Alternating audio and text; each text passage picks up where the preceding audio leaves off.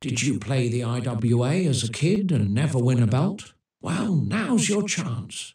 Feeling that midlife crisis creeping in? Don't have a ton of cash to blow?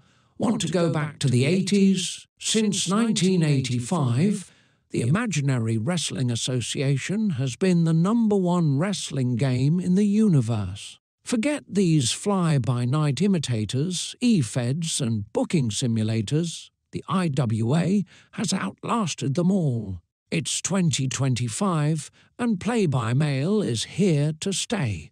If you love wrestling, if you love creativity, if you've got the guts to step up to the challenge, then don't be a loser. Join today and become a champion. Go to playiwa.com right now. Once you start, you can't stop.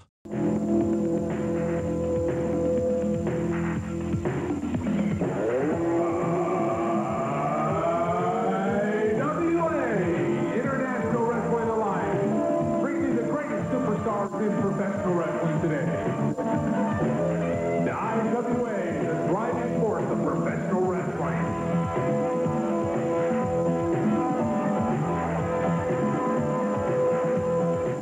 Hello, I'm Rick Boyd of the Rock and Roll Express. You know, being 4 times NWA World Tag Team Champions, I've traveled all across the world, had many tough matches. But right here in the IWA, you got some of the toughest wrestlers in the world today.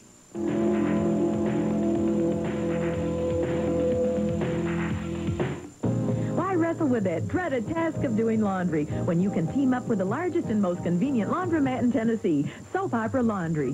Free coffee and TV while you wait or play your favorite video game in air-conditioned comfort. Bundle service also available. Just 50 cents per load, Monday through Friday. Prices that won't put you over the top rope. All at Soap Opera Laundry, located on Dickerson Road, Gallatin Road, Charlotte Pike, Antioch, and a new Soap Opera Laundry opening soon on Nolensville Road. On a doctor's tight schedule, you have to be able to eat in a hurry. That's why the doctor and his associates eat at Jiffy Burger. With convenient locations in Manchester, Tullahoma, and Winchester, Jiffy Burger offers curb service or join your friends inside for an informal, relaxed atmosphere. Hamburgers are prepared fresh, never frozen, and your order is ready when you are. Takeout orders are welcome. For some of the best food in Tennessee, visit Jiffy Burger soon. Hometown cooking for hometown folks. That's Jiffy Burger.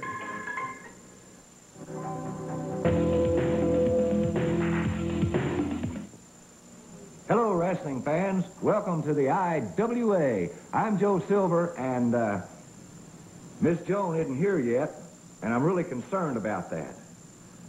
Tonight's card, you'll be seeing Jumpin' Jack Reed going against the Assassin. Willie the Wrestling Clown will be taking on the luscious one, Leslie Love. Robert Scorpio will be going after Moondog Spike, and Ricky Morton will be taking on Intern Scalpel. I want to see that. I really am concerned about Miss Joan. I don't know what's going on. Last week, Max Payne did something with Dr. Squash. I knew what he did. Miss Joan knows what he did. Now, Max Payne isn't here, and I'm concerned about Miss Joan. She's not here. It's not like her to be late. But I got a feeling like it's the interns. I don't trust those guys. They'll stop at nothing. But anyway, let's just go to our first match. Welcome once again to another exciting evening of IWA Professional Wrestling. I'm Dick Curry, along with... I'm Roger Cohen, and Dick, we have got a lineup tonight that is unbelievable. And when I say unbelievable, I mean unbelievable. We have got some matches that are going to be outstanding. Jumping Jackie Reed, Moondog Spike, of course, luscious Leslie Love is going to be out there with us this evening. Looks like they're ready to crank it up. Let's go to Miss Joan now for the introduction. Ladies and gentlemen, we have our first match. Jumpin' Jackie Reed, one half of the Positive Connection, weighing 230 pounds. And over here we have the Assassin, from parts unknown, and his weight is unknown. Well, you can tell the Assassin's a big favorite of the crowd, Rod. Yeah, it looks like he's built quite a shed out there over his belt. Looks like a few too many beers to me. I don't know, it looks like he's got at least a 50-pound advantage over him. Yeah, I think you're right. Maybe he's indulged a little bit too much. It looks like it to me. I think somebody's getting a little hot. I think so. Jumping Jackie is running the assassin out of the ropes. Of course, the assassin's continually punching Jackie in the face with a fist. Not using that open hand. What they got to get lessons. Right. The ref has to teach them as they're there. Of course, he gets the ref to go around, tells him he's pulling his tight, gets the referee around behind him, and punches Jackie in the face one more time. Of course, the assassin's clean. He's got an open hand. Don't tell anyone, but Miss Jones, she said that the assassin was from parts unknown. It looks like he's from Lower Slobovia to me. That you know what I'm saying? Could very well be. I think Superfly made his outfit. Impressive looking mask. Can they lock up one more time? The assassin has him in a headlock. And Jackie whips him off the rope. The assassin knocked him to the mat twice. And it's a leg takedown. Crossover leg takedown by Jumping Jackie. Jumping Jackie needs to jump. And he's got the assassin in a headlock. The assassin whips him off the ropes once again. Tried to take him over, and he turns around. It's a flying drop kick. Puts the assassin to the mat and out of the ring. Of course, don't underestimate Jumping Jackie Reed's ability. He was half the Positive Connection. Hot team back in 86-87. Very popular team. And the assassin's taking a breather now. He says, I'm not going to get back in the ring just yet. Tells the ref, well, he pulled my tights. A lot of the, I think the doctors, guys use that a lot. Dr. Squash, the interns, the old pulled my tights, pulled my mask, feel sorry for me. Anything to distract him.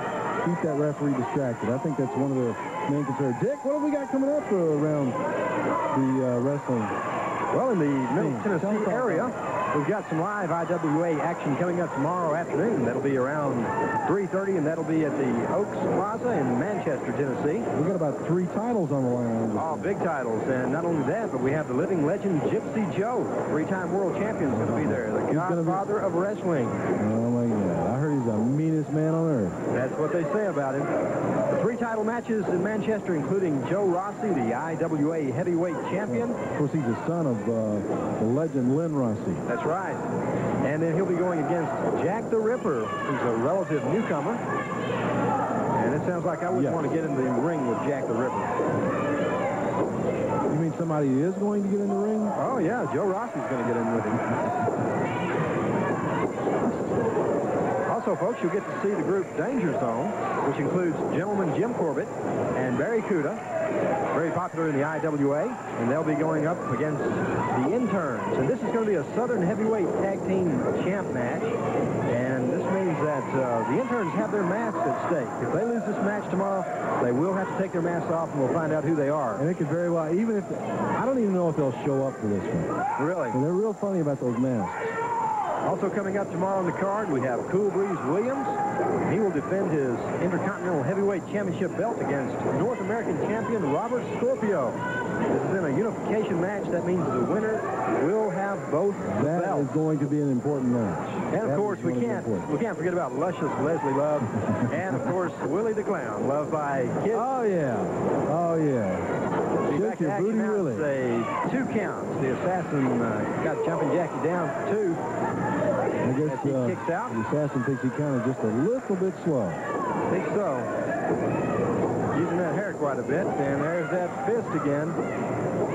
He's taking the wind out of Jumping Jackie. Looks like he's wearing him down quite a bit. Of course, he's still innocent, Dick. Oh, he scratched his back that time, Raj. That's dirty pool right there. That's the only way they know. Dr. Squash U. Graduate. And the assassin goes for a body slam on Jumping Jackie.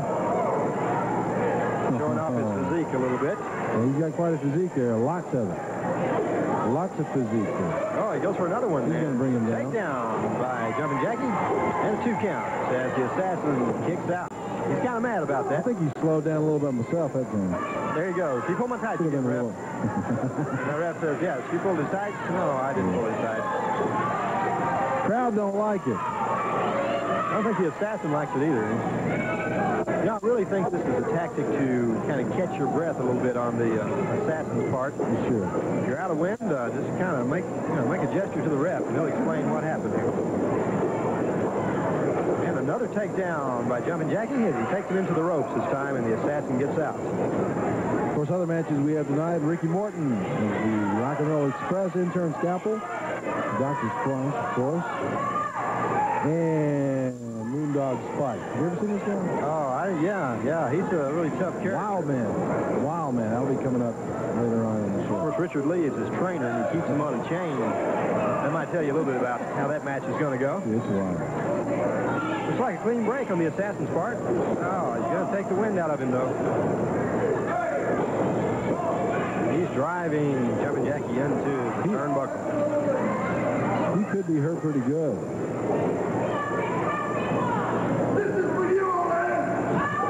The assassin doing favors now for the crowd.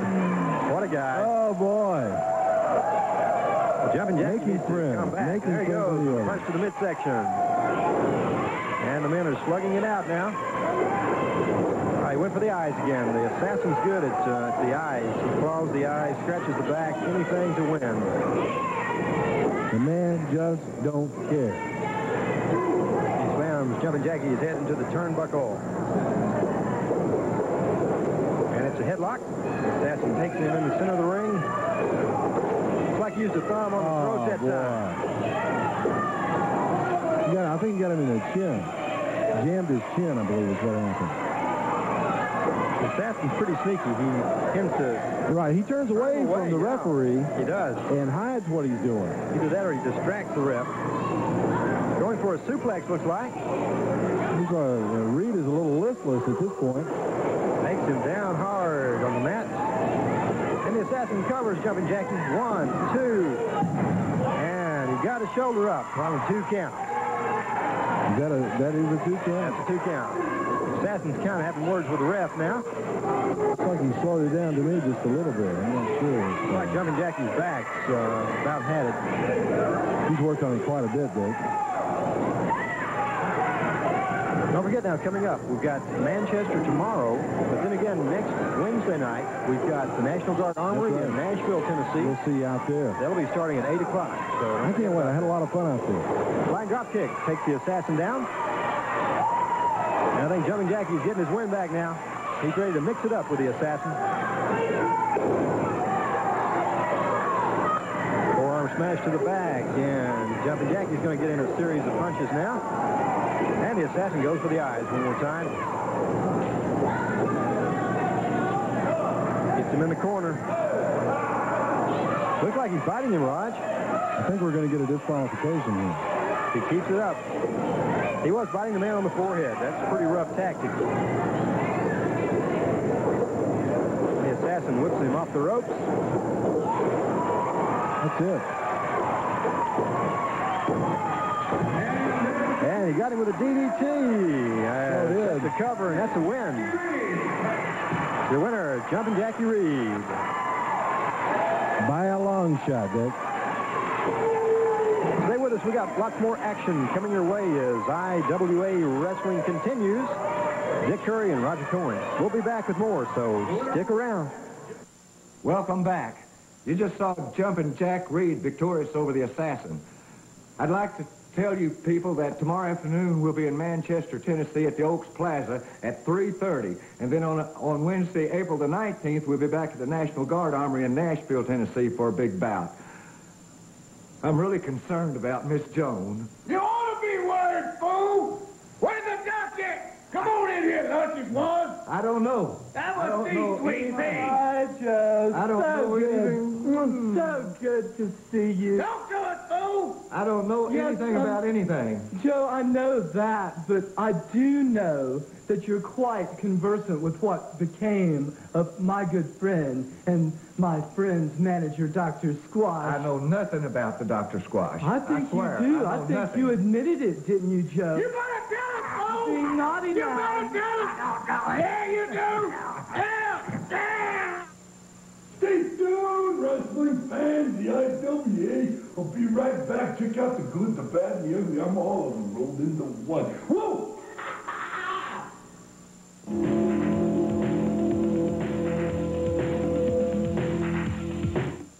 a doctor's tight schedule, you have to be able to eat in a hurry. That's why the doctor and his associates eat at Jiffy Burger. With convenient locations in Manchester, Tullahoma, and Winchester, Jiffy Burger offers curb service or join your friends inside for an informal, relaxed atmosphere. Hamburgers are prepared fresh, never frozen, and your order is ready when you are. Takeout orders are welcome. For some of the best food in Tennessee, visit Jiffy Burger soon. Hometown cooking for hometown folks. That's Jiffy Burger. Hi, hi, hi, you ignorant hillbillies. Welcome back to IWA Wrestling. I'm your current host, Luscious Leslie Love. This is my colleague, intern Ivy. And this is Joe, who's been very bad and won't tell us what was done with our good friend, Dr. Squash. And we want Dr. Squash back in time for the matches tomorrow in Manchester at the Oaks Plaza at 3:30. Do you hear us? And we definitely want him back by Wednesday night at the National Guard Armory in Nashville, Tennessee. Aha, you've got your demands, do you? Yeah, got 'em! All right, this is what we want. 12 double Jiffy Burgers, 1 case of Hershey bars, 2 pairs of roller skates, and Dr. Squash. And we'll trade Miss Joan and Joe Silver. Next, Willie the Clown against the Luscious One. And welcome back for second match action. I'm Dick Curry. And I'm Roger Cohen. We have got some, well, what do you want to call it, Dick? What kind of action do you want to call this? Unique? Unusual? I just can't put it into words, Dick. Well, here's what you can't put into words. What do we got coming in the house here? Well, I don't know what to say about this guy, Rod. That guy likes him. I guess everything's going to be all right. I think so. The pink scarf should tell you something about this guy. So far, the ladies haven't really taken much attention. I don't think he's looking for ladies either, to tell you the truth. I don't think he's looking at, no? I think maybe he will have a few words to say, though. Don't they like him? Somebody probably must. Probably his mother. Let's see what he's got to say. I'm pouring out like to read for my opponent.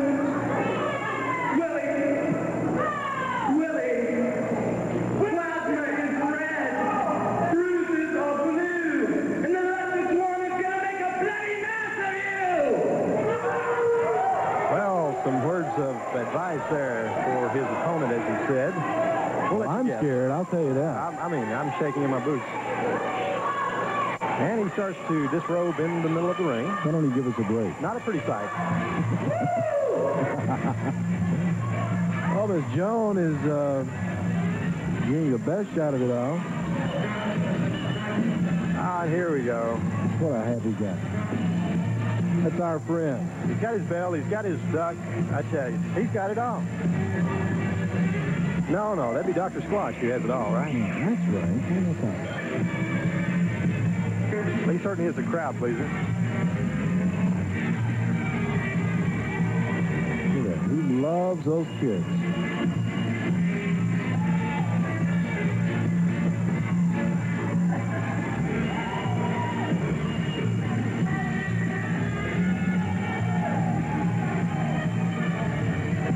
Looks as though already some rivalry going on. I think so. They're having words. Leslie's trying to stir it up.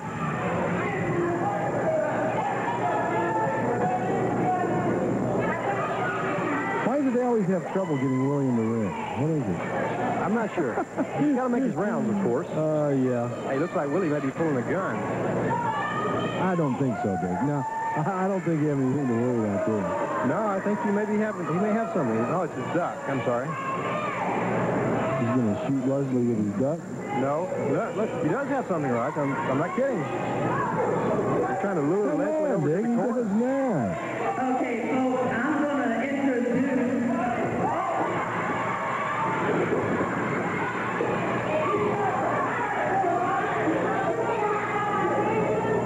I told you had a gun. It's a water gun. Oh, water gun. Probably got lemon juice in it. That's pretty dangerous. Make Leslie smell better. And danger is his business. Gotta kiss the babies and shake hands with all the ladies. Right. Do the picture taking and... From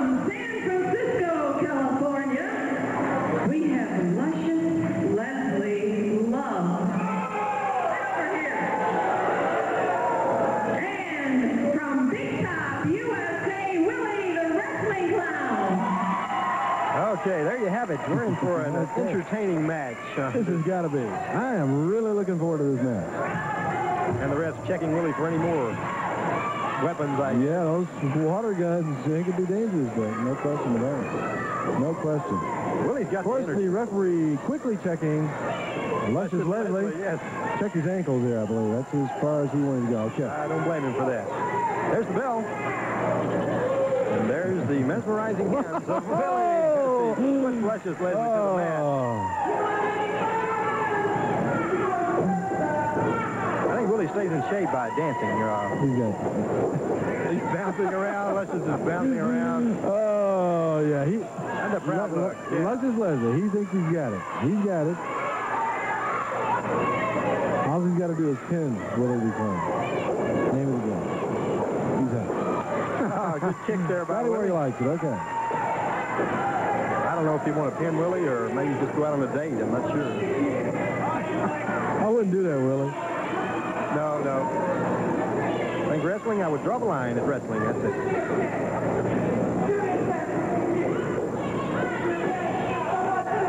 Danger is Willie's business. Oh, flying drop kick puts Leslie to the mat.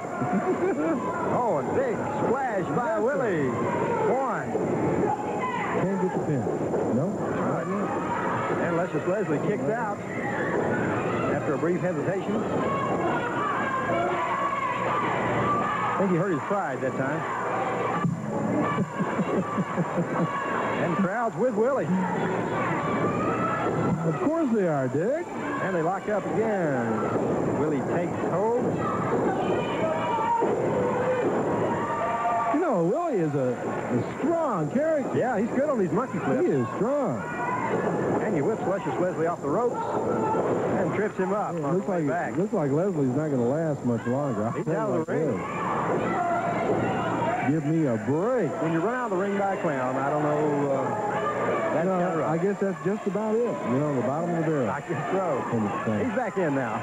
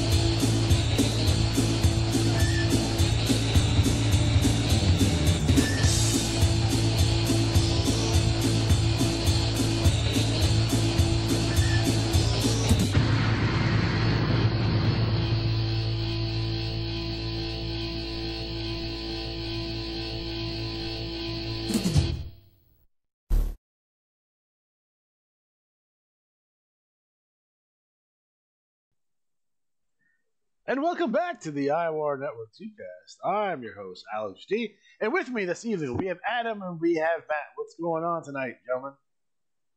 It's time. It's time. Vader time? It's time, yeah.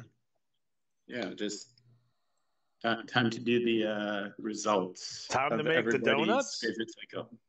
Yeah, that's right. I once went to a Red Sox game where the donut guy from the commercial Wait, there's was there. donuts guys at the Red Sox game? He was, and he was in the bleachers for whatever reason, like going up and down the stairs saying hello. He looked terrified. He had like one woman like as his handler trying to urge the crowd. The crowd was just mobbing this poor guy. Fred the donut guy. Poor bastard. He's dead now. Is he? Did you kill him? Yeah, I put 2 bullets in him. Fair enough. Speaking of bullets to the head, what a cycle. Holy shit. I do well when everyone else does crappy. I had I had my worst scoring cycle of all time. I didn't break 495 with any of my on the cycle where they're like, "Hey guys, you know, an extra." Look who's joining us. We're getting a surprise run in. My God, that music! It's Ryan Patrick. You probably can't hear us. Did you let him in? Because I let him in. I did. I hit admit. Okay. Ryan, you there? Yep, just got here. Oh, there he is. What's he doing here? One of my favorite lines in wrestling is either the music or the what? Who? Ryan Patrick. What's he doing here? See, that didn't even work here. My favorite's always the so-and-so wrestler doesn't even know where he is right now. 6 times a match. Well, oops. I can't see the thing here. I get the scroll down. I was told this clock was cool. I was like, nice. Oh, cool's generous. I'm just saying they should bring that back as a prize. It was not just a clock like that. The one Scott had. It was crystal, wasn't it? Like it was a plaque, like clock plaque, and like wrestling guy. Yeah, it was pretty involved. There's a picture somewhere I have of him. I think it's in the IWA like 40th whatever doodad thing on the homepage. Which by the way, I'm in the process of adding in all the stuff the last 4 years that I've let slack, so that IWA History Mag is more up to date. I'm okay. So anyways, I did put the last magazine in the Chat GPT and saved it to memory. So now I can ask it history. I can ask it history questions about the IWA, and it will have an answer for me. Nice. The squad getting ready to cause a ruckus. I thought for a second that was Land of the Lost, but it looks like frogs with. It's very ACW centric with the frogs who live in the swamp. That's an image Pocus or Crocus. Yeah, Hocus Crocus that was something I was going to use to make fun of him at one point. Well, we were talking about how would you design a wrestler like that? Because I was thinking if I was going to make Swamp Sock Jr., I would make him as like a insane person with socks on his hands, socks on his feet, socks on his head. I was just thinking like the Mick Foley type of, he is the puppet or the Santino type of deal. That works too. That's the way I was thinking. Or hear me out. You go Red Hot Chili Peppers with it. Oh, only Johnny B can do that. All right. I had a friend who wanted to dress like that for Halloween one year, and I was like, I don't think you want to do that. He's like, what? I'm like, because one person's going to walk by and be like, and you're going to be arrestable. That's it. So this is the August cycle and review. And Matt, I think we're going to start off with IWA trivia. As we always do here on the IWAR Tubecast. Yes, and it's an angry issue. No, I don't know if it's angry or not, but from Johnny B.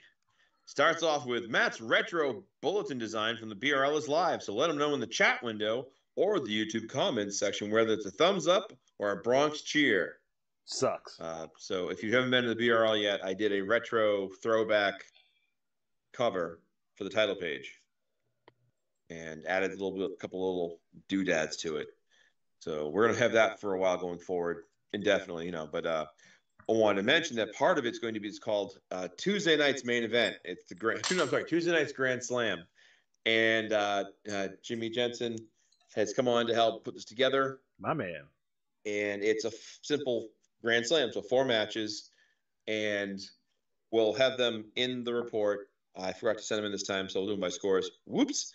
But next cycle we'll have a mini write-up. So the write-up's going to be smaller and kind of condensed, but he might be doing them a little bit differently. So it's hopefully going to be some kind of fun aspect to it, and it'll be enjoyable. But if you like the cover or you don't like it, let me know what you think, or if you think something will help or make a change, let me know. The Attaway then says, Johnny says, thanks for the postcard. I sent some postcards out for my trip to New York because I'm a nerd. I like sending postcards. You are a nerd. But I have a friend, this isn't a long time, but she used to, wherever she traveled in the world, she used to travel a lot, she would find the most inappropriate postcard and send it to me. You'd be amazed how much nudity they allow in postcards. Quite a bit. It's almost disturbing. So here, getting back to it. All right, Johnny B says, on a previous show, I appreciated the fact that during the CWL segment, the superb TT entitled The Nutty Bunnies Seek Advice was mentioned in the same episode in which new co-host Adam shared that he had once worked as a mall Easter bunny. And by the way, I think he deserves to be commended on a very successful debut. One highlight was a joke about international exchange rates affecting the free match prizes. Johnny enjoys exchange rate jokes immensely, so let's work more of those in. He does. Yeah, I'll try. Do my best. No pressure. All right, Alex has been searching for our earliest ad, which led to the question, when did the IWA start advertising like proper? Johnny B. Jr. says, we launched this crazy game a whopping 40 years ago, so I can't say for sure, but I doubt it was during the first couple of years. I believe we mostly relied on the full-page ads our entire existence, since we've always wanted people to be able to start playing as soon as possible, and that means including the full list of holds and jobber names in the sign-up form. Full-page ads were, and still are, quite expensive. So we probably had to wait until my father, the original Johnny B., found a business partner, which wasn't until 1987 or 88. It was 87 because it was Wrestling World Magazine in 87 that I sent in. We did occasionally use half-page or even smaller ads, especially once the internet had gained some popularity, but nothing has ever been able to compete with the results achieved from the full-page versions. I hope you'll keep looking, since I enjoy seeing our classic ads as well. Yeah, so was the earliest one we found was 87, right? Yes. That's why I use Wrestling World as the NWO magazine, because that's the magazine that they first started advertising. Yes. I was actually in 8th grade, D39. Chris Gizmont gave me a wrestling dice game in a box, and in the box he bought a magazine. He's like, "Oh, you want this?" I was like, "Sure."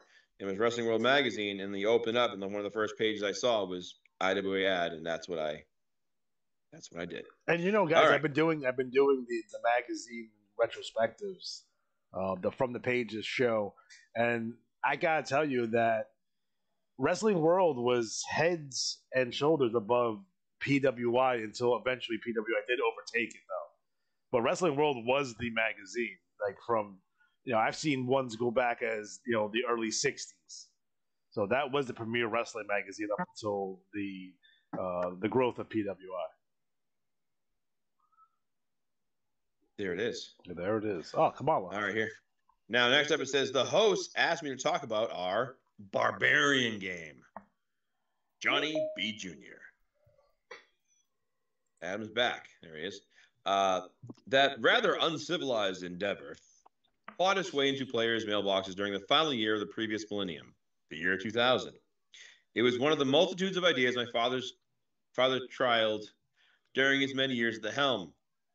Barbarian lasted only 3 rounds of play, but a much nicer way of putting it is that it lasted 3 times as long as Unicorn Racing.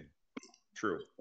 The play system bore a striking resemblance to the IWA, with players choosing 5 of 17 weapons, which were assigned values from 1 to 8. There were 2 weapons per value, and the final weapon was given a value of 9. Those values changed each cycle. Yes, even the terminology we used was eerily similar. Rather than directly choosing opponents, players would select an island province to attempt to conquer, but they then have to defeat any warriors who showed up in that same territory. Battles were decided by total points, so things were far simpler than the IWA, but barbarians could be killed.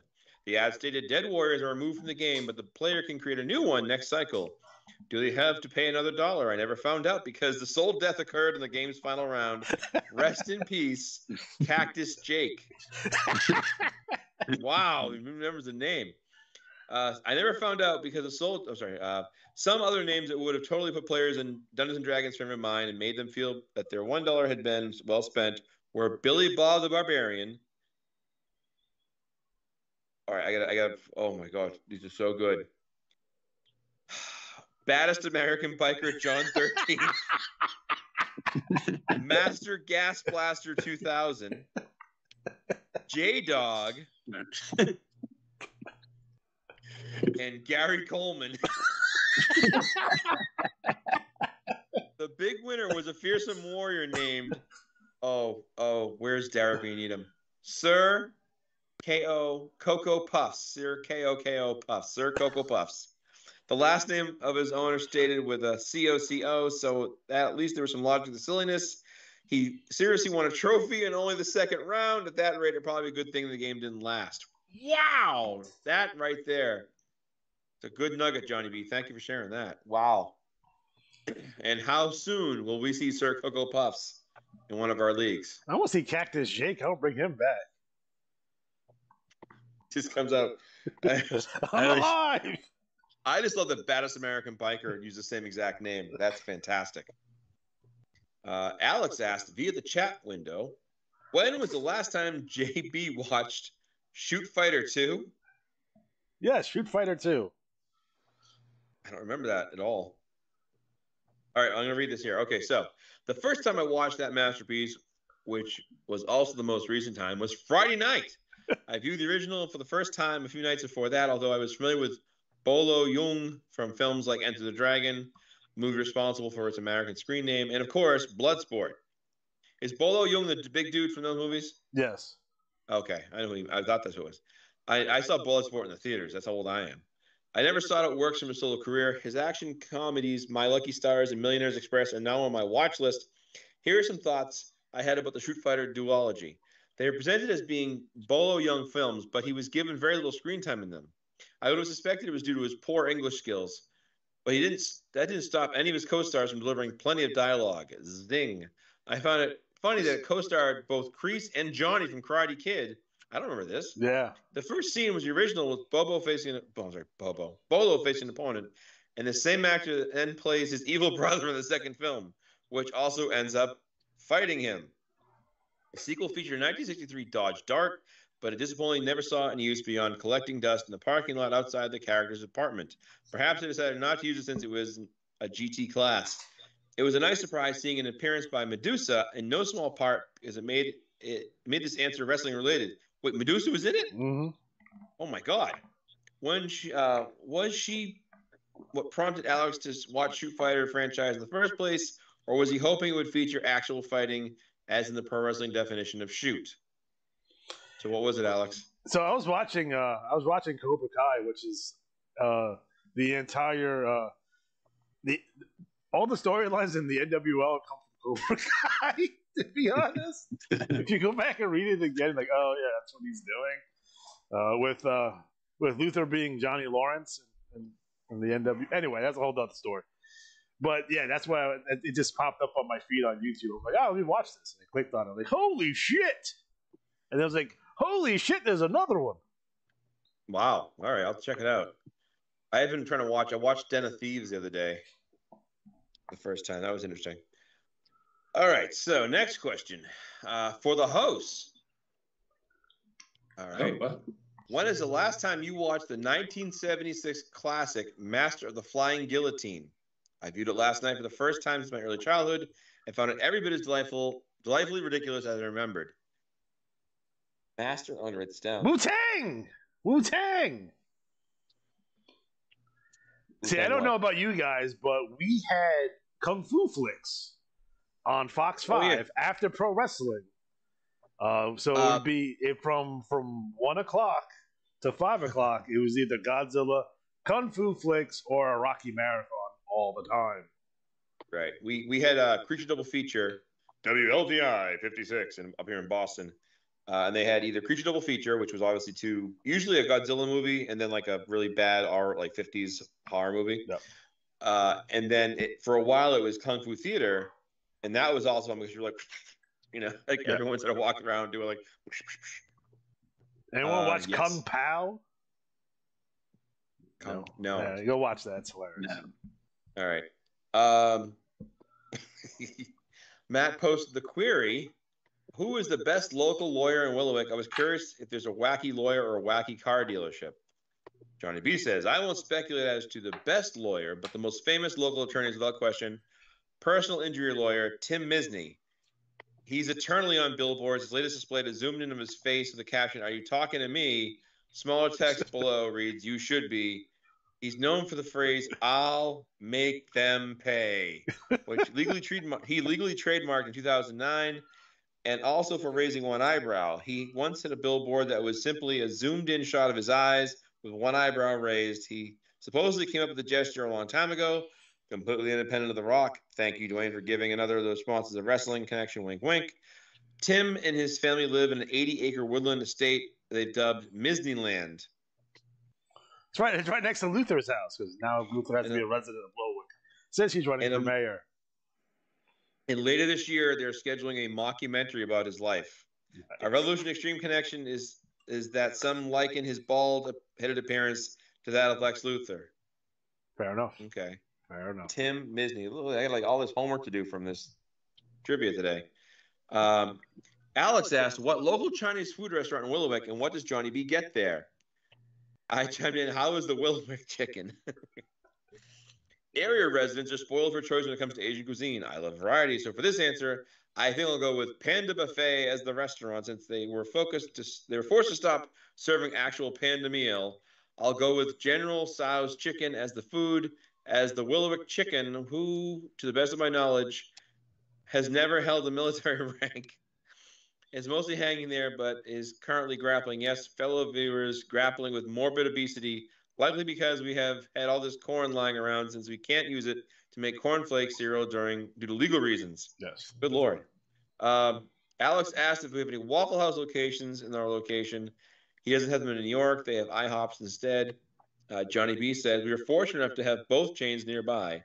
2 Cleveland area IHOPs are a bit more of a drive, but I likely offer breakfast sampler menu item for those times when I can't decide on anything specific. And just to make it a little more relevant to viewers still expecting trivia related to their favorite play-by-mail game, I'll note that we were also fortunate enough to have an IHOP in the IWA a handful of years ago, the IHOP stable that I believe stood for Pain. Yes, International House of Pain. Yeah. Yes. A clearly hungry Alex asked, is there Roy Rogers over there? All that company restaurants are located east of Ohio. They did open one legendary actor's native birthplace in Cincinnati a little over 2 years ago, but much like every IWA copycat organization that has ever been, is now closed. It would seem profits aren't the only ones who have a difficult time gaining the respect of hometowns. Alex inquired if Willowick has their own version of Buc-ee's or Shoney's. Johnny B. Jr. says in the early years, Shoney's was a license of big boy restaurants, and we have 2 of those. It's comforting to know Cleveland's pair of big boys is within easy reach whenever an IWA employee gets the itch. Buc-ee's prides itself on having exceptionally clean restrooms, so their business model is incompatible with our local customs. I'm sure IWA manager Matt can attest to that. Yes. See, we didn't have big boys. We had Bob's Big Boys. I bet you this guy named Bob probably owned them. We had Denny's for a while, but the Denny's that was nearest to me had Section 8 housing next to it, and people kept overdosing in their bathroom. So Denny's like closed the location down, and now it's being it's flattened. It's not going to be a bank. We have a Pollo Rico here. What? It's a chicken place called Pollo Rico. Oh, we have one of those in Worcester, I think. It's like mid-mass. Anyways, 2 more left. All right. I know for a fact that at least one viewer. Oh, sorry. Hold on. Okay, here. Sorry. I know for a fact that at least one viewer is wondering why Alex didn't just perform a simple internet search to determine which restaurant chains operate in Northeast Ohio. I know because I'm a viewer myself, but let's move on to the aftermath of enjoying a hot, delicious meal at a cold, soulless corporate dining establishment. That's why I like diners, baby. I'm pretty sure my ISP is blocked now in Willowick for inquiring too much about it. I wonder how many of our phones are inundated with like IHOP ads. All right. During the previous broadcast, Alex stated that every Monday night, like clockwork, he experiences a particular unpleasant dietary symptom. It's the reason why I don't watch Raw. It's been far too long since the topic of bidets has been revisited on this Tubecast, so allow me to point out that Alex has so eloquently described as mud butt. It's exactly the type of issue a bidet is perfectly suited to handle. I strongly encourage him to have one installed no later than Monday afternoon. If he won't do it for himself, he should do it for his loved ones. Just like an addiction to Orange Julius or imaginary wrestling, mud butt is a problem that affects the entire family. This public service announcement has been brought to you by the IW Bidet. Have you guys ever had a Titanic? When the Titanic sunk, it's vertical and it's poking out of the water. Oh, has anyone had one of those before? I had a cousin who was like 6'5", and he would leave like ropes. And I'd be like, "What are you, dude? Will you flush halfway through?" That's what I have to do that all the time. Like I do multiple flushes because I get a lot of the hot snakes every once in a while.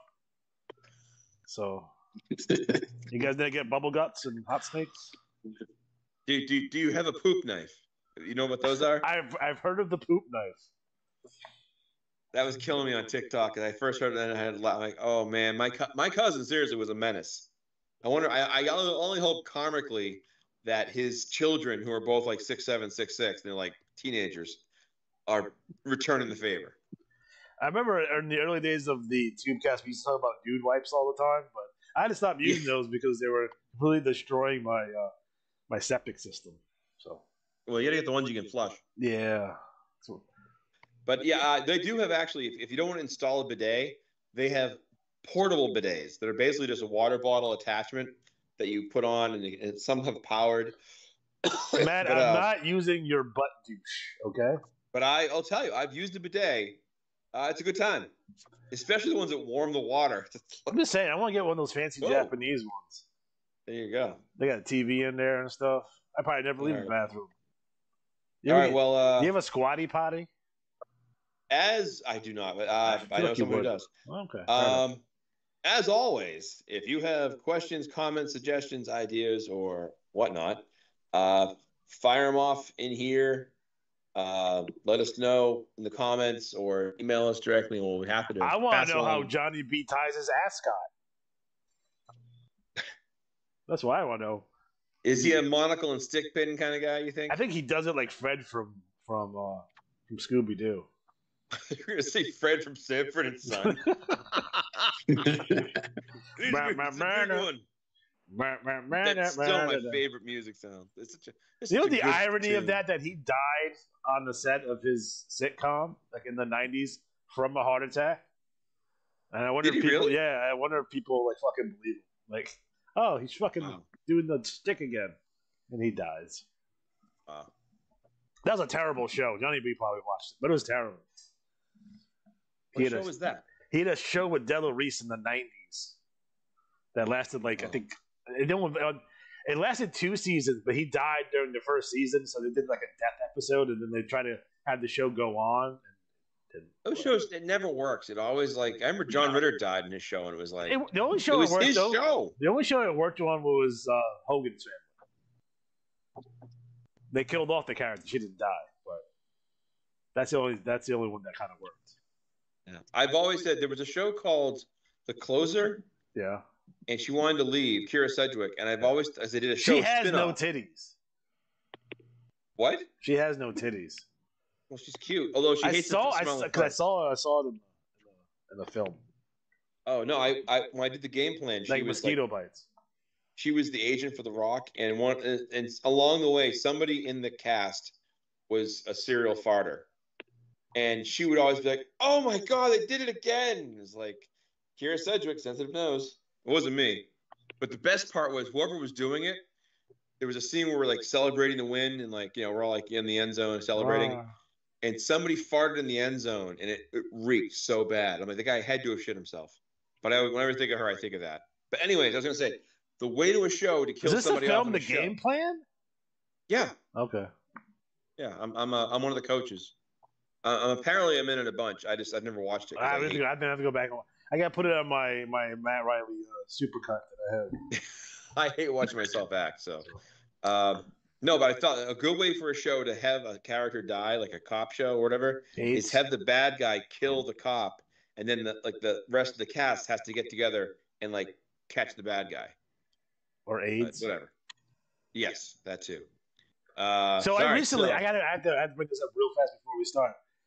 We have a retro arcade in my neighborhood. It's at the mall. Yep. And it's like a super retro arcade. They have Nintendos in there, you can play on top of arcade games. So they had old school trading cards. And I'm looking at the trading cards. They're all kind of super expensive. They got Ninja Turtle ones. They had E.T. They had James Bond's one, which is weird. I think it was the Living Daylights or whatever. So I'm looking at the cards. I'm like, oh, they're all kind of expensive. If they had Garbage Pail Kids, I would have took those. But in the corner of my eye, I saw them. 99 cents a piece. Desert Storm trading cards. I picked up 5 packs. I got my Saddam Hussein rookie. I got my George Bush. I got my Colin Powell. Do you have the guy who threw the shoe? No, that's what I was waiting. That's the first George Bush, not the second George Bush. Oh, okay. So I have 5 packs of those. The gum's still inside. I will not eat the gum, though, because I'll probably die. Well, I went on my vacation last weekend, and we went on the way back to a big antiques collectible place, and it was pretty crappy. But they had so many of those glasses with like Bugs Bunny and the other characters on them, the glassware. Yeah.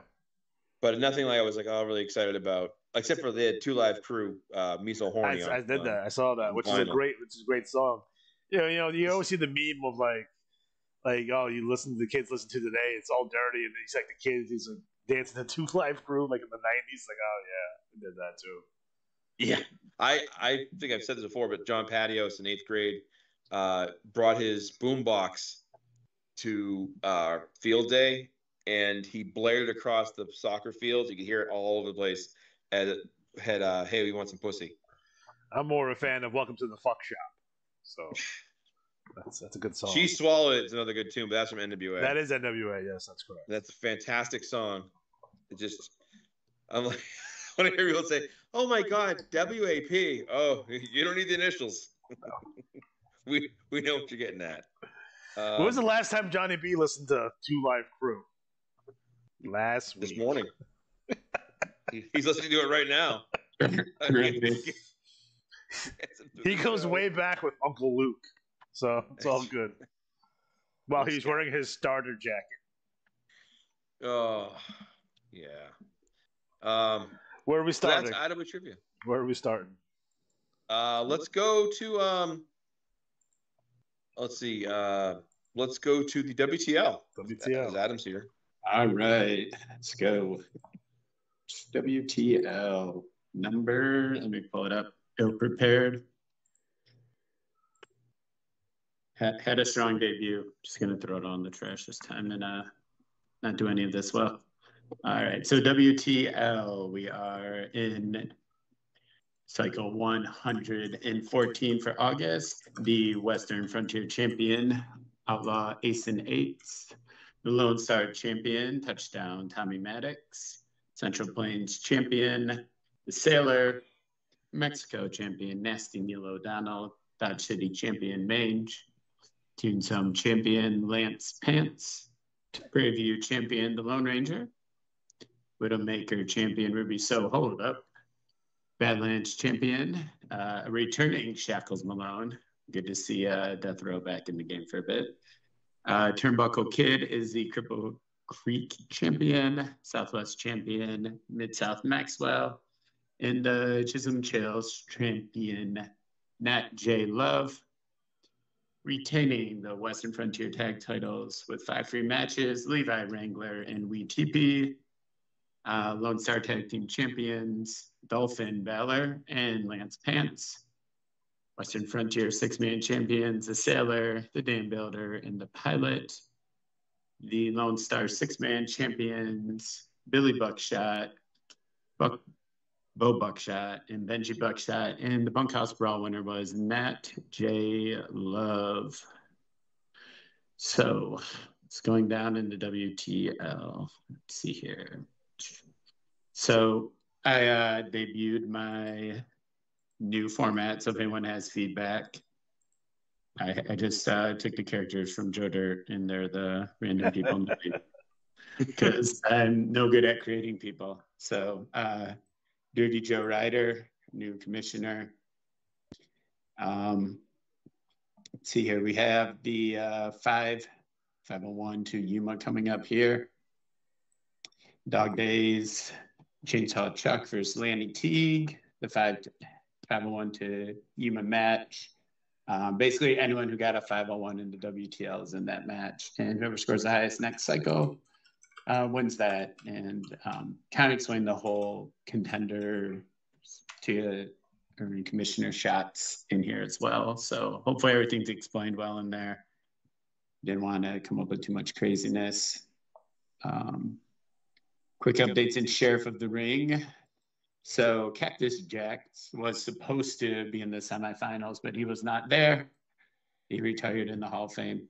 Might do a little Hall of Fame ceremony with Cactus Jack. And of course, shenanigans. So might ask if anyone wants to join in on that. Throw a message out there. So I had a 4-way match in everyone's favorite luchador, Senior Lucha, ended up on top. Yeah.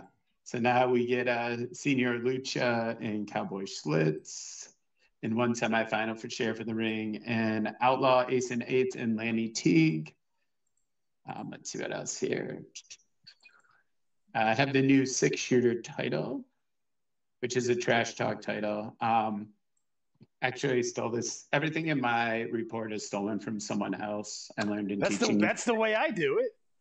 You just take parts of what other people do well, and you Thanks, Venom Scott. Thanks, Melvin Mayhem. Thanks, Matt Riley. Right.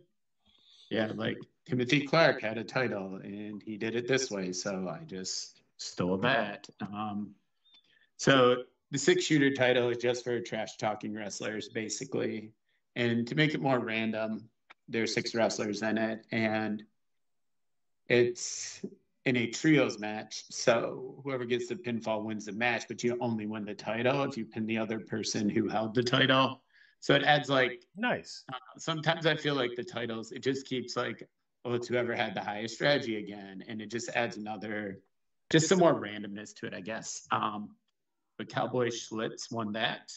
He's the inaugural 6-shooter champion, and have all the challengers for that coming up. Let's see what else. I did notice Dr. Piledriver might be back, so I saw his name in there. He's still alive? Yep. I don't know. Maybe it's a Tiger Mask scenario where they just bring a new guy to be Dr. Piledriver all the time. Not quite sure. That's basically it. Got a couple, have the champions in there. Got to print out some new shirts, get some new merch inspired by the NWL report there. So try to get some merch in there. Have some trash talk. A lot of trash talk, just introducing people, kind of saying who they are. So hopefully next time everyone just calls people out, highlight their name, bold their name, say who you have a problem with, kind of go from there. I mean, everyone wants to fight Rusty Chains his first cycle in, so he did a good job firing everybody up. Let's see. And we still got still got the big Cowboy Killers and a 4.5 Horsemen feud going back and forth there. And that's pretty much it. Lots of trash talk. Some of the events are getting going there, and yeah, that's basically it with the Western Trails League. All right, I dig that. All right, man. Where are we off to? ACW? Yeah. ACW. Okay. Let's get there. All right. All right, number 11. We had, let's see, jumped up a lot, 116 cards, 928 matches, and our highest IWA credit of $48, which puts us, the last 2 pay-per-views, the commissioner's credit was 115 and 119. We're at 118 for this one with 1 cycle to go. So it's going to be our biggest payout at the next pay-per-view, which is, we use the holds and points from next cycle. The write-up is in 2 cycles in September. So dog days will determine the pay-per-view in September, if I've got that right. So really happy with the amount that we have going there. We had $48 this cycle, so that's really good. ACW League champion, Ernie Slayer. American Territories, Miles Maverick. New England, Mime Mercy. Atlantic Coast, Mine Mayhem. Great Lakes, Mime Malice.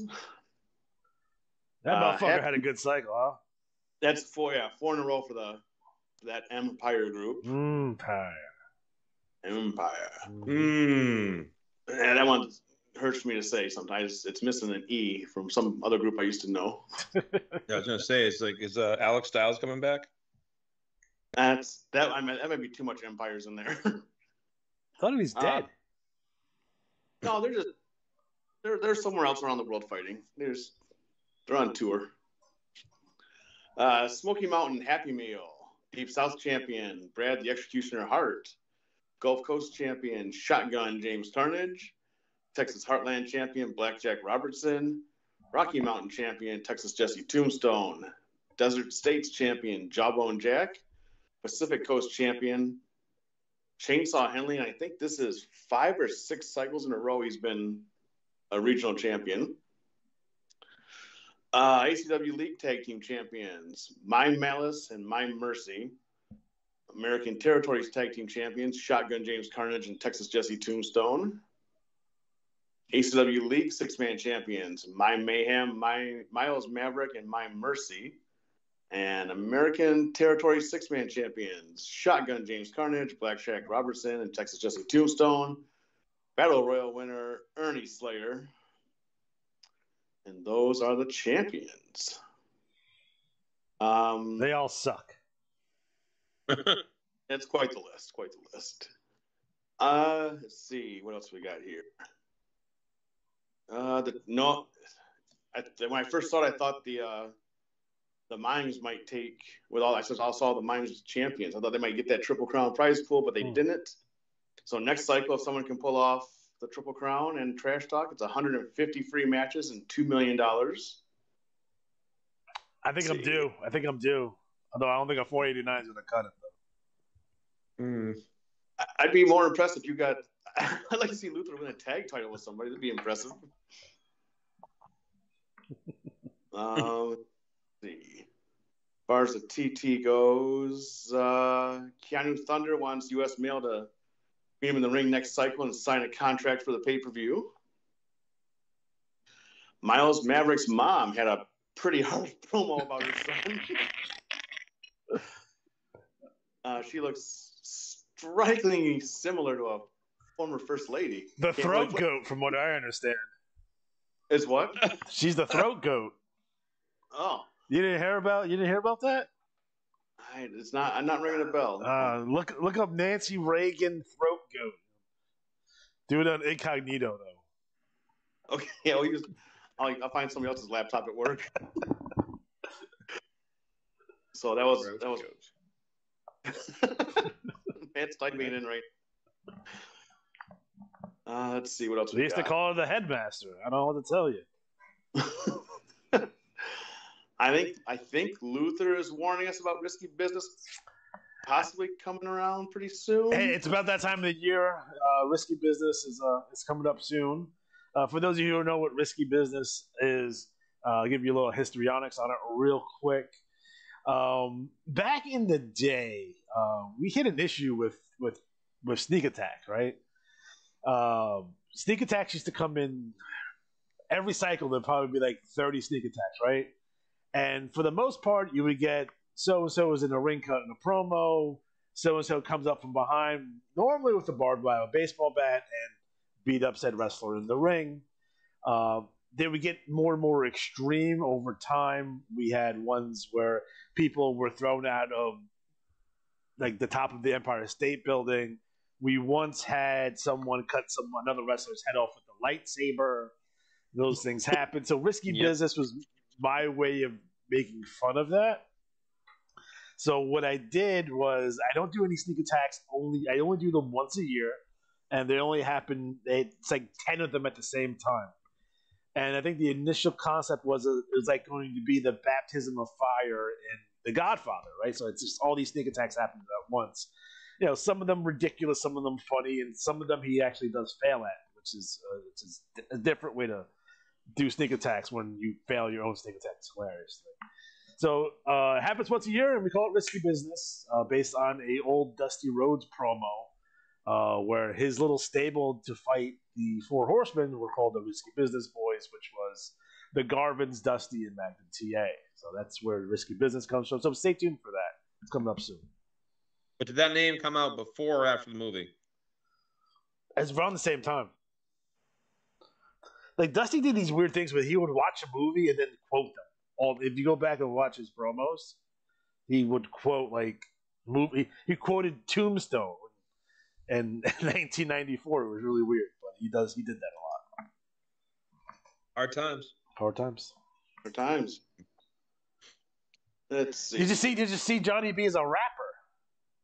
I'm actually looking at the picture. I was more concerned with why his legs are so short.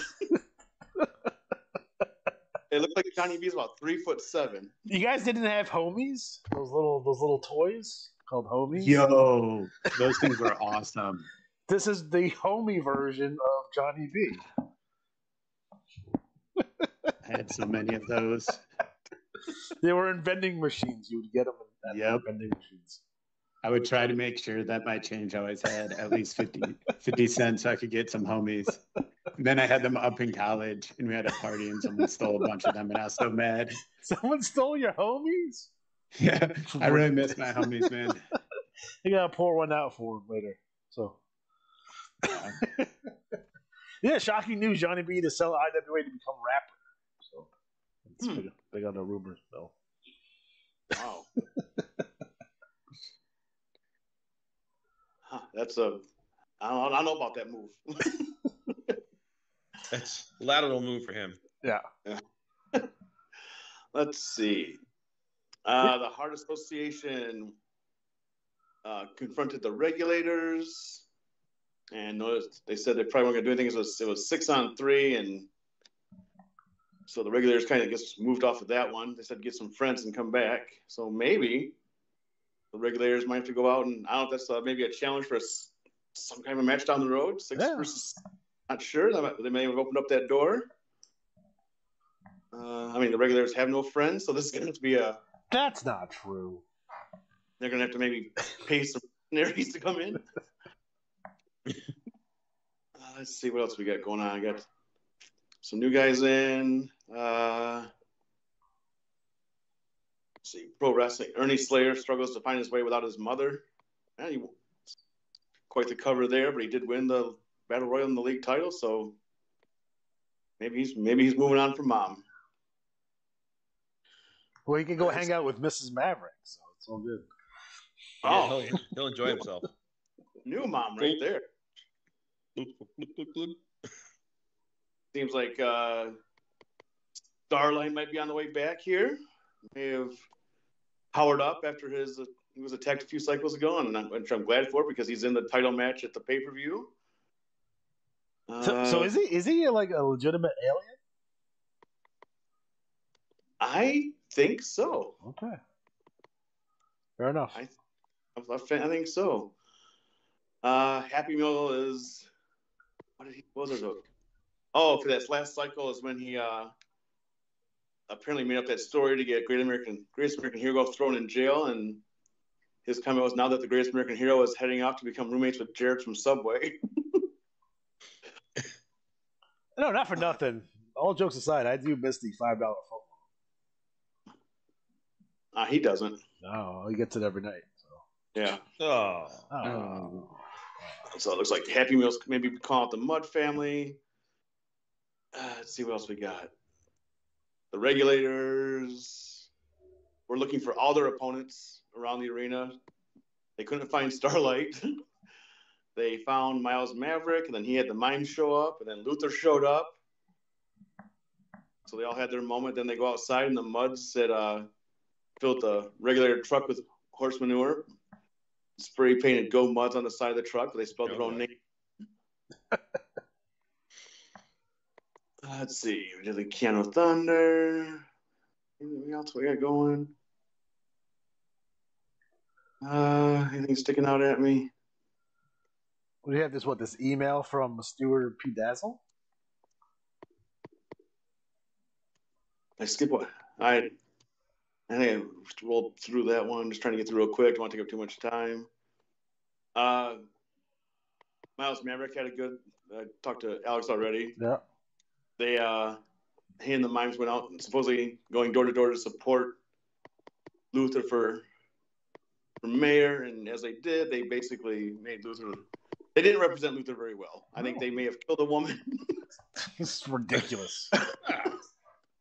I believe they said Luther was going to supply the elementary school with Smirnoff.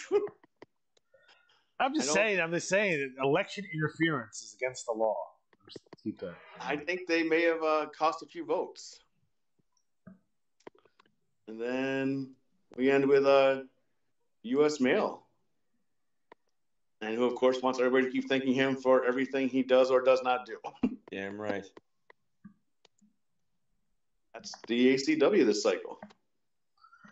There's a part of me that wants to create like a Amazon delivery man to fight him, or like a FedEx guy.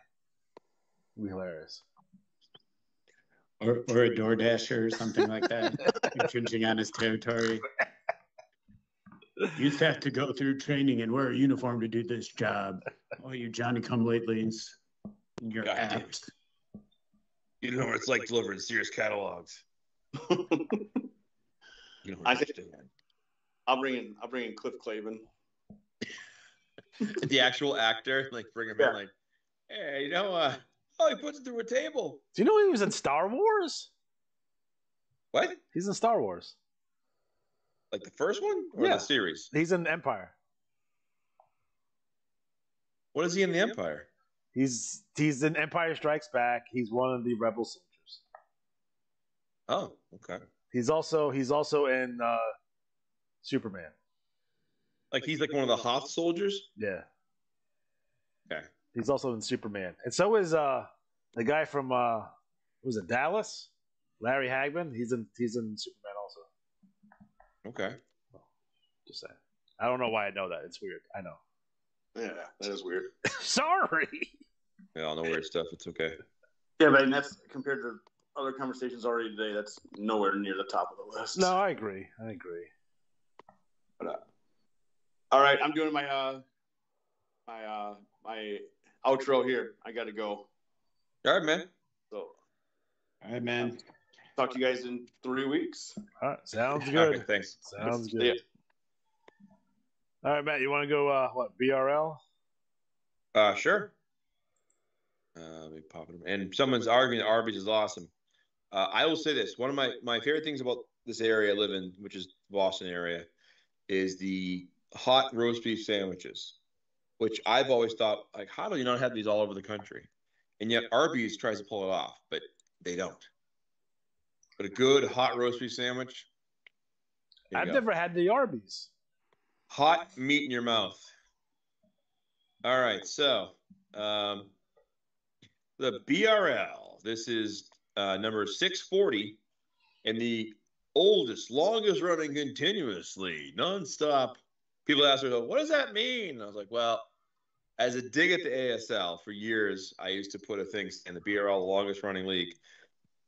Because ASL did shut down temporarily, I want to say the 90s, maybe. I forget when it was. But they, like, rebooted it up real quick. So, in theory, the BRL is the oldest league. But the ASL should have restarted. But they had Johnny B on their side. So, they had an inside source. You know, Matt, you know what would have made this to the next level? What? Having it slightly turned to like the right, and then had like the Xerox on the corners. Like it was funny because this, I'll talk about this. So the BRL homepage, title page, if you look at it right now, is a retro look, and it went through a lot of like this is like I spent months going back and forth with the IWA and Johnny B about what would work, what wouldn't work, how okay, well, what if the wrestler has a long name? What if they win a thing from the Battle Royal? So, like, if you go look through, instead of it saying from the Battle Royal, like Punk Rock Mike, the Rocky Mountains champion, has a star next to his name, and that means he won it from the Battle Royal. So this was just a long time coming, and I wanted to kind of give it the old simple look. It's very similar, but the thing was, there was a font we had that was like called like Dead Mailman font. There was this old font. But when you put it in there, it was too blurry. It just looked terrible. So this is the happy medium. And you'll notice on the right side of this column, it has like the Commissioner's Champions. It has the Tuesday Nights Grand Slam, which again, Jimmy's taking care of. So he's booking. So he books the matches. And we're trying to make it so like the 4 matches are kind of like a mix of like fun. But like there was a match here, which Joe Tusa is always asking for a title shot. So he got a North American Eliminator match. And the idea was if he won this match, he'd get a title shot. Well, we'll talk about it later. But why don't I talk about the guys who are champions? So, August 2025, 640, our BRL League champion is Fenris, who wins $25 in IWA credit. The Battle Royal winner is Lex Stevenson, who wins $25 in IWA credit. Our TV champion is Sabretooth. Our Central Plains champion, Lex Stevenson. East Coast champion, and I don't know how, with a 494, but he pulled it off, Monster Truck Tanaka. Great Lakes, Hollywood DVS. Mid-Atlantic, Dixon Ticonderoga. Northeast, Ripper Heyman. Pacific Northwest, Frandell Warpslayer. Rocky Mountains, as mentioned, Punk Rock Mike. Southeast, the Playboy, Mick Ferrari, one of my favorite names, who also promoted this because I'm looking forward to reading it. Yes. Southwest, Tiny Jordan. I hope I'm saying that right.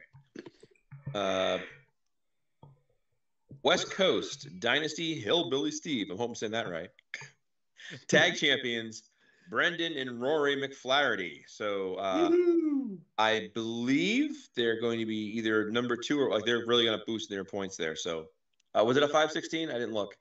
No, they dropped. I think they dropped one of the 30s. It was like a 512 or something. It was. I saw them as champions before I added up. I know they retained, so that's the important part. Yes, we'll get that in a second. Is that Tiny Jordan? Is that right? Jorgensen. I think so, Jorgensen. I'm sure it's wrong, but throw some letters in there. Yeah. Is there a Niner in there? TV tag champions, Fab and Razzle Dazzle, which I will say they are besmirched viciously by the armed forces in their promo. 6-man champions winning 5 free matches, the Alpha Males. TV 6-man champions, I will preface this. The TV 6-man champions are a trio that tell me they don't send trio matches in. Uncle Randy, Hillbilly Steve, and Whitefoot. A while back, I booked a match for the Hillbillies to be in like a 6-man trios qualifier. And Dewey's like, we don't do trios. I'm like, oh, all right. So, yeah. Yeah. So, and then let's get back to this. The right side, you see the matchups for Tuesday night's Grand Slam. Those matches will be written up in the next issue, and it'll be a fun time for all. So what's going on in the BRL? So lots going on. Number 1, Patrick O'Malley and Thumbtack Jack are back in action. And I have at least 4 players right now who are coming back, kind of coming back. I always feel that like whenever a player says like, hey, I want to come back, I used to be always like, oh, yeah, great. But I've had so many times players have been like, yeah, I want to come back to the BRL. I want to come back here. Do you have whole values? I'm like, sure, here you go. You know what's going on? I tell them like, who should I feud with? Well, here's a couple people to work with, and then, boop, nothing. Yeah, and so I love for someone to come back. Like I love to see Zydrate back, or Money Driven Mike Sebastian, or anybody who has a lot of history. Like it'd be cool. But I know people let things come up in their lives. Quick shout out to Mike Miles, who ran the Love Connection, also might be coming back. He's going to make his debut this month. I'm going to say it wrong. Let me pull it open here. He's going to make his debut. Can't find. Oh, here it is. Why can't I find it? He's going to be an announcer for a wrestling company in Florida. There it is. I won't play it though, but it's the 16th. So I didn't quite catch if he's doing and in this corner, or if he's doing oh my God, that's so-and-so's music. But either way, that's pretty cool. So always happy to see players or ex-players doing well. And my enemy's doing poorly. Anyways, getting back to the BRL, this was the Autumn Anarchy results cycle. So the matches in this cycle count towards the results. So I can tell you a few results. The McFlahertys retained in the global tag. The global trios was between Polar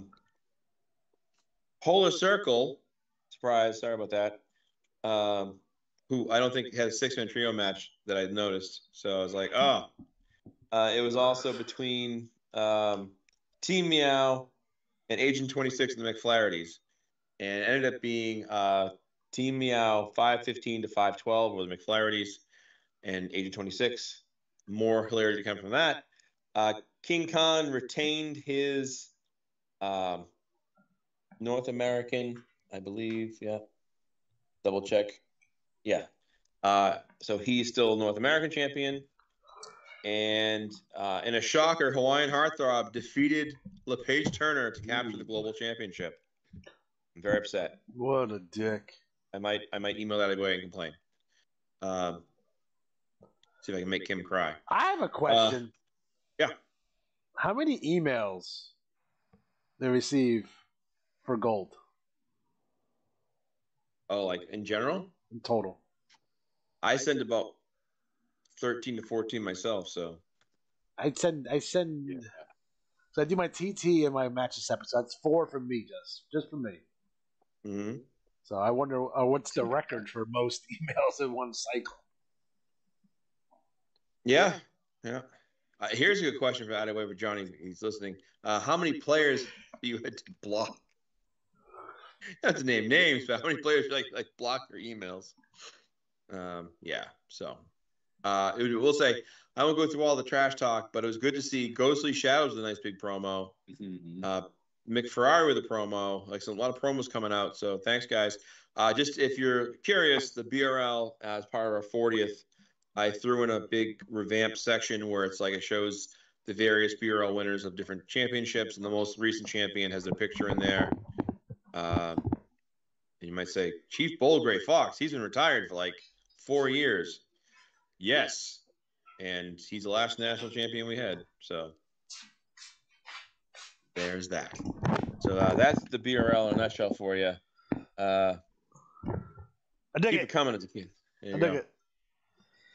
Because I recently got a mini refrigerator that was broken at my job, so they gave it to me, and I brought it home and I fixed it. So now I can, so I don't have to walk the extra 12 feet to my refrigerator in my kitchen. There you go. There it is. So where are you going next? We're going to go NWL. Let me get there. Oh, boy. Let's see. Oh, you load up. We be prepared. You see how slow? See how slow? Everyone's watching how slow it takes it to load in real time. Well, is that your problem or is it Adaway's problem? I don't know. I have 1 gig internet here, so. Or is it the Masked Ninja's problem? Come on, you son of a. Oh my God! Oh, see it? See it? We're almost there. Oh.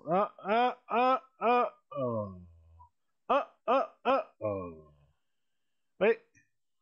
You want me to do that as legal while waiting? I got it. National Wrestling League Bulletin 239, August 2025. League champion, Super McMiss. TV champion, Mack Truck Murphy. Central Plains champion, G-Force, Gary Morris. East Coast champion, El Luchador Americano. Great Lakes champion, the Tokyo Kid. Mid-Atlantic champion, the Notorious Jesus. Northeast champion, the Great Entertainer, Brian Clothier. Pacific Northwest champion, Mark the Fan Botch. Rocky Mountain champion, Leela Cilandrina. Southeast champion, Random Baltimore Vagrant. Southwest champion, Eric Thorson. West Coast champion, Sexy Man. League Tag Team Champions, the Notorious Jesus and Mark the Fan Botch. TV Tag Team Champions, Rusty Chains and the Tokyo Kid. Six-Man Champions, the Great Entertainer Brian Clothier, G-Force Gary Morris, and the Random Baltimore Vagrants. TV Six-Man Champions, Super McMiss, Mack Truck Murphy, and Mark the Fan Botch. And your Battle Royal winner, Mack Truck Murphy. I wish he would talk. So what's going down in the NWL? Well, I have something for that. Let me get over there. All right. Okay. And I'm going to share my screen with you guys so you guys can actually hear it. Oh, no. Yeah. 7 minutes long this time. So. Oh my God. Are we actually going to hear it though, or just the guys? Yes, it's going. He's going to be able to hear it. Okay. So Matt, you can give me a thumbs up once you hear it, so I know that you hear it. Okay. 3, 2, and 1. We start with Magnum TA, who defeats El Luchador Americano in a bitter, sarcastic tirade against what he sees as a gimmick infringement by a rival promotion, claiming his Air Team van and look were stolen by a suspiciously similar masked Patriot Luchador hybrid. Magnum issues open threats to the rest of the locker room, including Tokyo Kid, Decagon, Magic 8-Ball, and Space Cowboy Nick Gemini. This promo oozes bitterness and challenge as he seeks to punish anyone daring to rise. Meanwhile, Jesus delivers a 2-part scorched earth promo following his controversial loss to Kamikaze. Furious and disillusioned, he accuses Luther Alexander of manipulating footage to keep the title away from him, calling the finish a daylight robbery with corporate sponsorship. Promising vengeance, Jesus vows to come back not just for a rematch, but for blood. He warns Luther that this war is far from over and declares the Fish Fam alive and vengeful. Then comes an epic comedy action segment titled BBQ Beatdown. Set at a Fish Fam cookout in northern New Jersey, the relaxed party atmosphere is shattered when the Regulators, Shotgun James Carnage, Blackjack Robertson, and Jesse Tombstone storm the hill looking for revenge after their humiliation at Rumble in the Bronx. But in a series of slapstick, chaotic misfires, the Cowboys are hilariously dismantled by Chilindrina, Supamikamus, a still-sleeping Botch, and even a tamale wrapper. Carnage eats salad, Blackjack eats table, and Tombstone eats a flying senton. The scene ends with Fish Fam triumphant, dripping in barbecue sauce and glory, flexing their tag titles with style and seasoning. Backstage after Rumble in the Bronx, the Fish Fam is battered but beaming. Chilindrina's elbow is wrapped in a frozen pizza. Mikamus is shirtless with pizza in one hand and a tag title in the other. And Botch is passed out holding an empty Gatorade bottle like a trophy. But the mood is electric as Chilindrina delivers a fired-up promo bragging about their victory over the 2 Borschte Russians. Just as they're celebrating, the trio roasts the Regulators again, mocking their surprise ambush, their Western-themed aesthetic, and their utter failure to follow through. The comedic banter flows as Chilindrina and Mikamus roast Jesse Tombstone's stench, Shotgun James Carnage's aim, and Blackjack Robertson's brittle hips. Botch, somehow the accidental hero again, is dubbed the walking banana peel with championship timing. But then the tone shifts. Chilindrina gets real, demanding to be acknowledged as a legitimate contender for the national title, reminding everyone that she's outworked, outfought, and outshined the competition. She declares that the belt doesn't belong to company favorites. It belongs to Layla Chilindrina. Mikamus punctuates it by slapping the camera with pizza. Next, Mark the Fan Botch has a revealing and emotional backstage interview with Todd Oberland. He recalls his humiliating yet oddly triumphant fall into the Scorpion tank at Rumble in the Bronx. Despite the horror, Botch survived unstung and declares he's a little braver now. Mark Botch 2.0. He beams with pride over the Fish Fam retaining the tag titles and jokes about saving up for sequined entrance jackets. But when asked where he stands in the escalating war between Luther Alexander and Johnny Revolution, Botch hesitates. He likens them to 2 bad pizzas, one causing food poisoning, the other bland and joyless, refusing to blindly follow either faction. Botch says he'll speak with the only 2 people he truly trusts, Chilindrina and Mikamus, before choosing a side, if any. Maybe, he suggests, it's time to start a side of his own. Finally, the arena pulses to 7 Nation Army as G-Force Gary Morris, NWL Grand Prix champion, strides to the ring.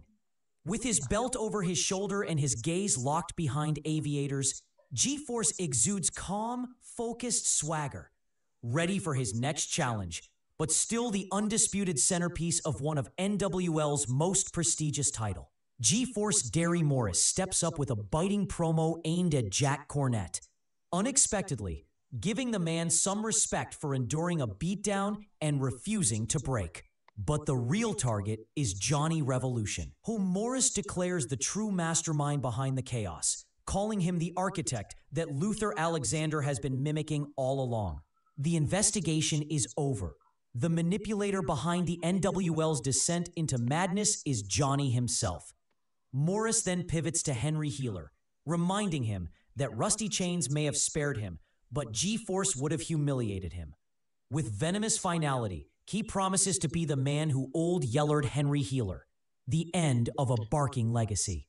From there, the spotlight shifts dramatically to Brian Clothier, the self-proclaimed great entertainer, basking in post-Rumble in the Bronx glory as confetti rains and the crowd chants. Still holding the Northeast Championship and the league tag title, Clothier lays it down. He shut down the myth of Arcane, respected the man but left him in the dust, and then stood tall as the lone survivor in the most violent Rumble match in NWL history. With glass, scorpions, and thumbtacks behind him, his next target is clear, the national title, and standing in his way is Kamikaze. Clothier mocks the champ, saying he's not a hungry underdog like Jesus, but a proven storm, one who has already beaten Kamikaze in every way.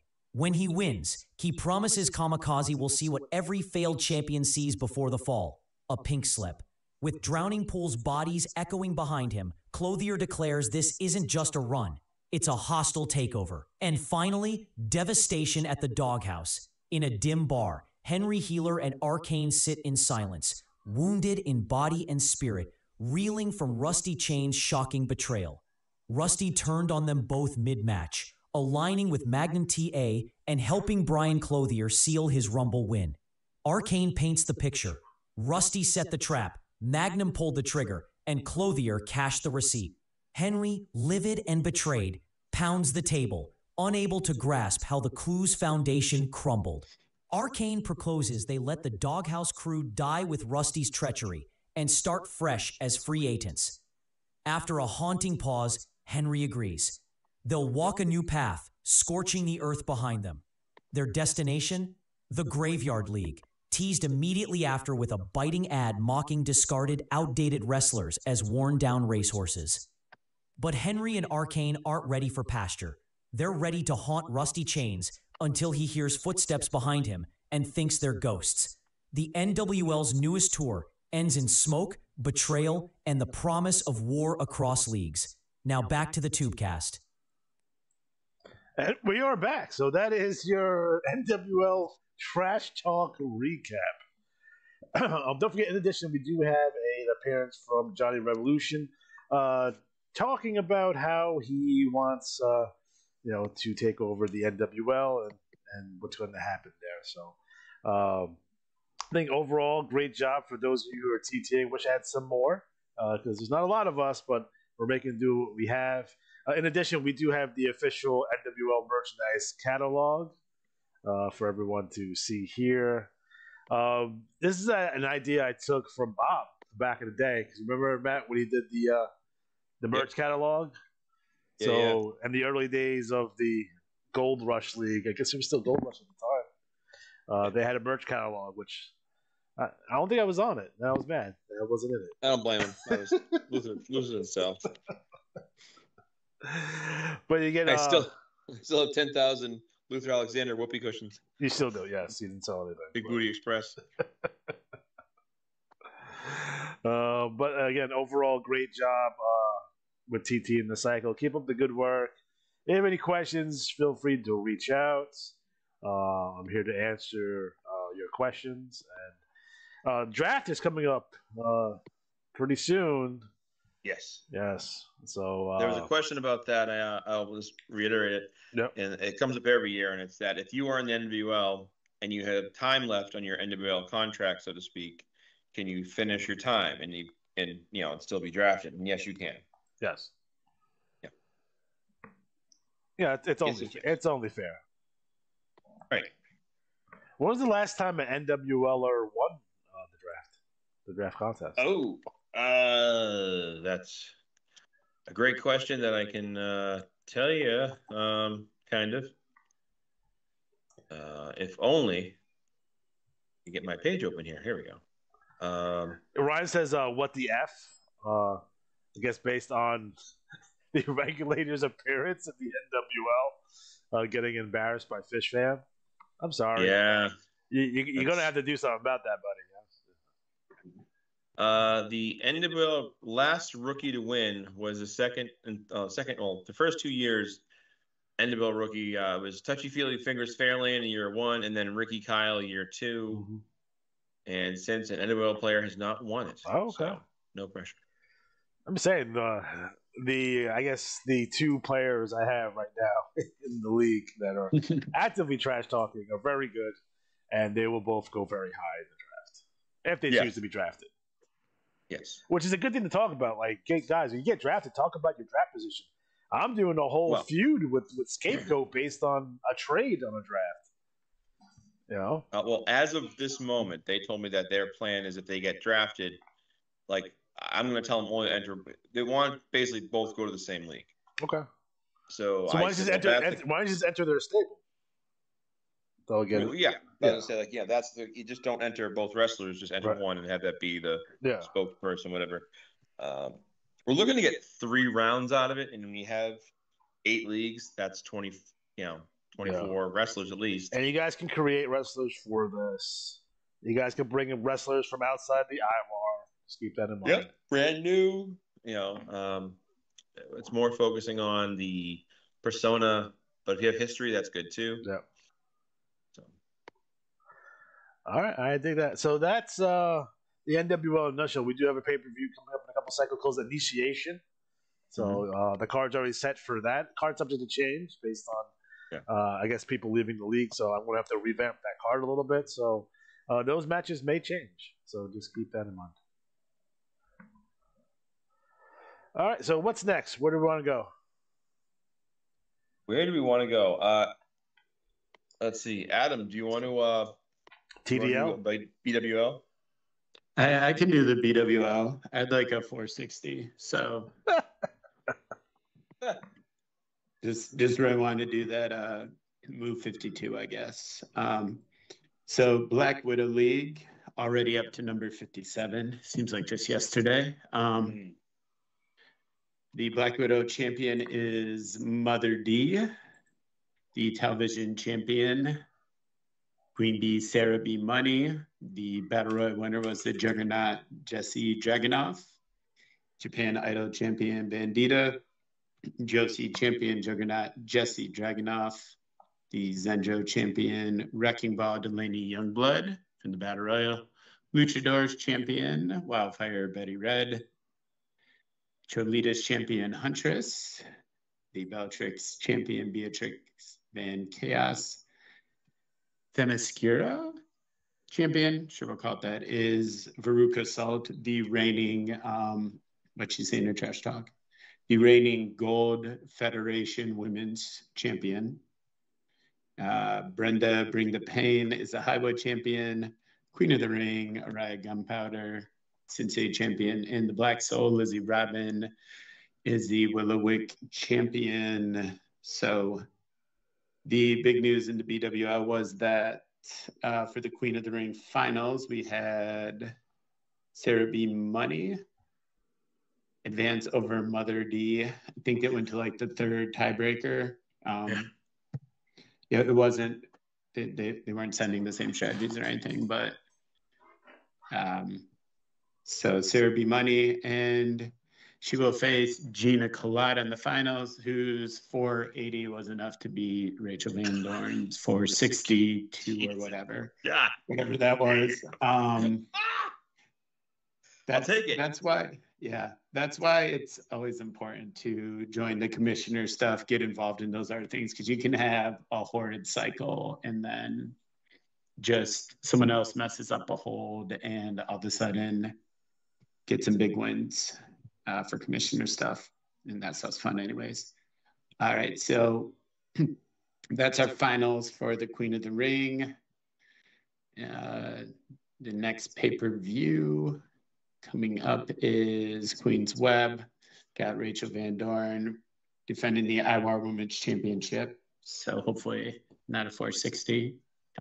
Against Araya Gunpowder and Jersey Jen Grapevine.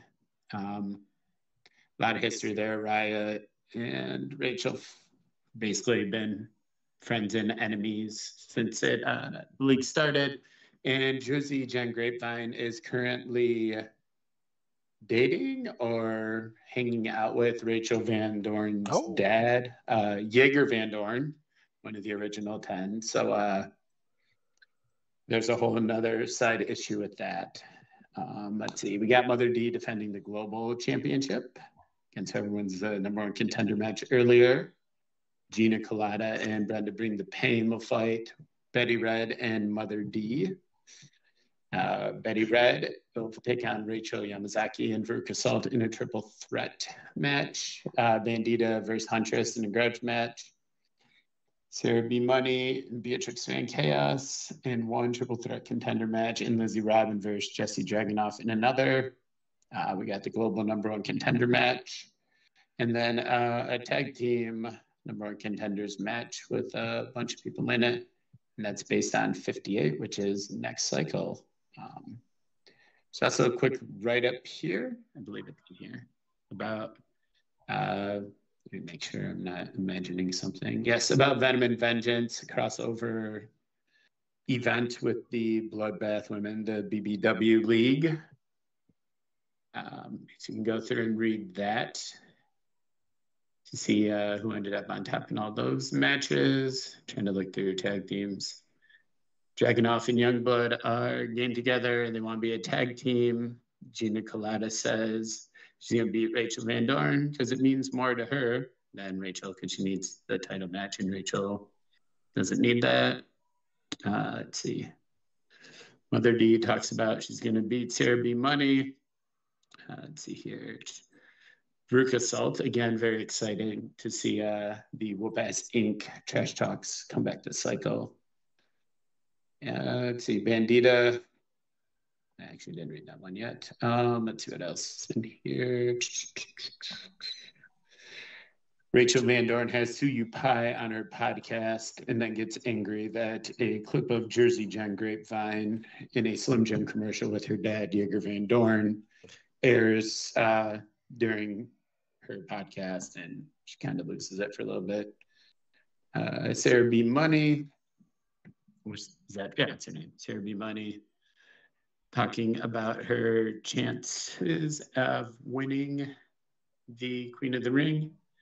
And that's mostly it from the Black Widow League. There you go. Yep. I dig that.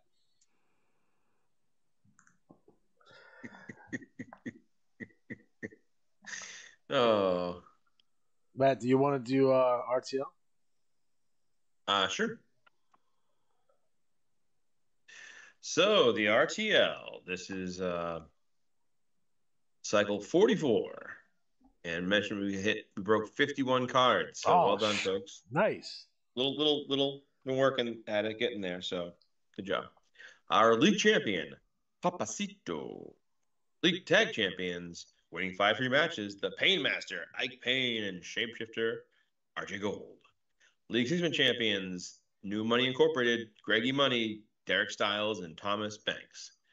Our TV champions, Automatic Slim. Central Plains champion, Derek Cash Styles. East Coast champion, the Heartthrob, Dan Corvette. Great Lakes champion, somehow is Vagabond. Middle Atlantic champion, Must See, DBGZ. Northeast champion, Thomas T.D. Banks. Pacific Northwest champion, Michael Martin Jr. Rocky Mountains champion, the Menacing Minister. Southeast champion, Deacon Leroy. Southwest champion, Snacks. West Coast champion, Uncle Slow-Mo. The TV tag champs, Derek Cash Styles and Thomas T.D. Banks. TV 6-man champions are the Texan, Automatic Slim, and T-Bird. And your Battle Royal winner, winning 15 free matches, Thomas T.D. Banks. And let's see, action-wise, looks like we have about 30-odd wrestlers, so some still inactives, but that's okay. Like I said, the action's starting to get up there in numbers. we have, of course, the next pay-per-view is Maximum Reign, and that's September 16th. And that will feature the main event of Michael Martin Jr. and Greggy Money versus Heartthrob Dan Corvette in a handicap match. Somehow that's been legalized by Michael Martin Sr. We'll have our Lightning Strike Tag Championship, Derek Cash Styles and Thomas C.D. Banks taking on Chief Moose Crossfox and Brody Piper, pretty much because those are the two best teams. We'll have the Thunder Cup 3 final, which is going to be Papacito versus Vagabond. On tiebreaker, Vagabond advances, and we'll have a 10-man battle royal and more. And let's see here, trash talk wise, we've of course lots of good stuff from Greggy Money, who is using his influence to have the soup kitchen that Vagabond, the homeless hero, has been wrestling at and helping at. He's gonna have that soup kitchen shut down. So that's good. This sons of bitches. Flashbacks to every '80s kids movie. The villains. We're gonna tear down this lovely baseball park and put up a mall. So that was the plot of Breakin' 2 Electric Boogaloo, which actually a recon Breakin' 1, by the way, because they made the girl like super wealthy in number 2, but like in number 1 she works as a waitress, so it was really weird because they broke their continuity, and I'm pretty sure those movies were made at the same time. So it's also I mean, really, if you can't trust the continuity of Breakin' universe, it's very upsetting, to be honest. It breaks the whole deal here. It's very. I think I've mentioned before. There's a podcast those do called The Rewatchables, and they do a great part where they break down like continuity stuff like that. But it's more the case of like, you know, when a character like what's his name, Steven Seagal, you know, like how he runs weird, so they always show weird angles for him running, you know, and. Or like, where did he get that weapon from? Or why would someone do that? And I think like that when it comes to movies where it's like, wait a minute, in the first movie, this is what was happening. And now this is here? That's random. So we got comments from the disgruntled shoe salesman's back from his convention at Shoe La La. He's some words from Vagabond and his valet Penny Loafer.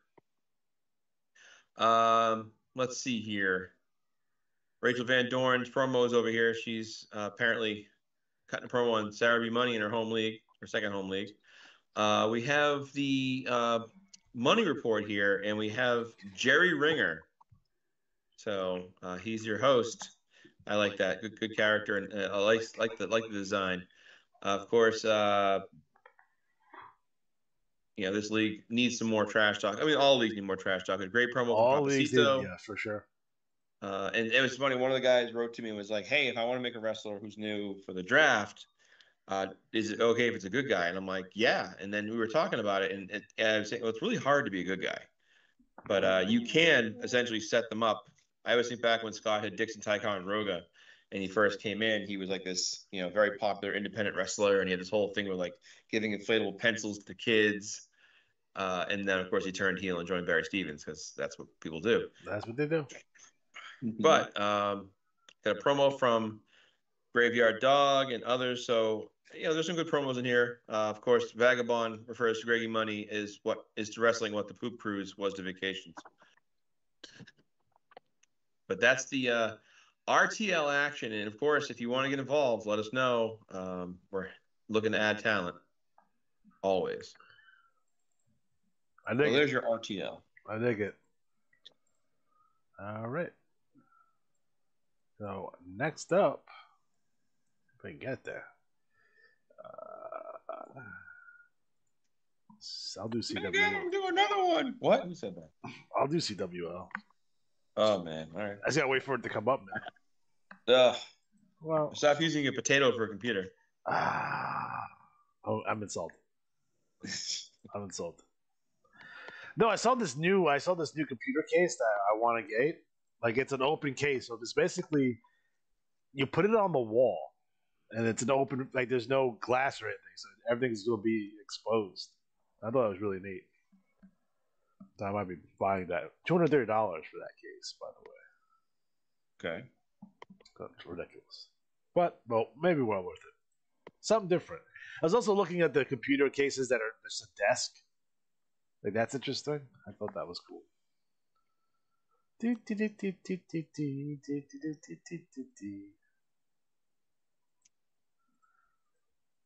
Had anyone ever seen the feature film No Retreat, No Surrender with Van Damme in it as the villain? And the I don't remember that. The guy was being trained by Bruce Lee's ghost. Okay.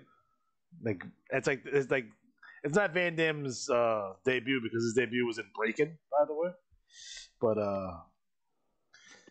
he plays a Russian bad guy in that movie, which is interesting.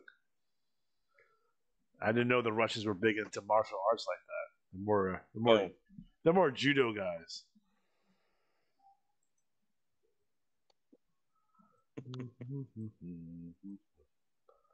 I can always redo I'm gonna do it off my phone. I want to do that. You know what it is? I like tabs, so I always have a lot of tabs up. They make fun of me at work for having tabs up like that. Just something that I do. Let's see. CWL.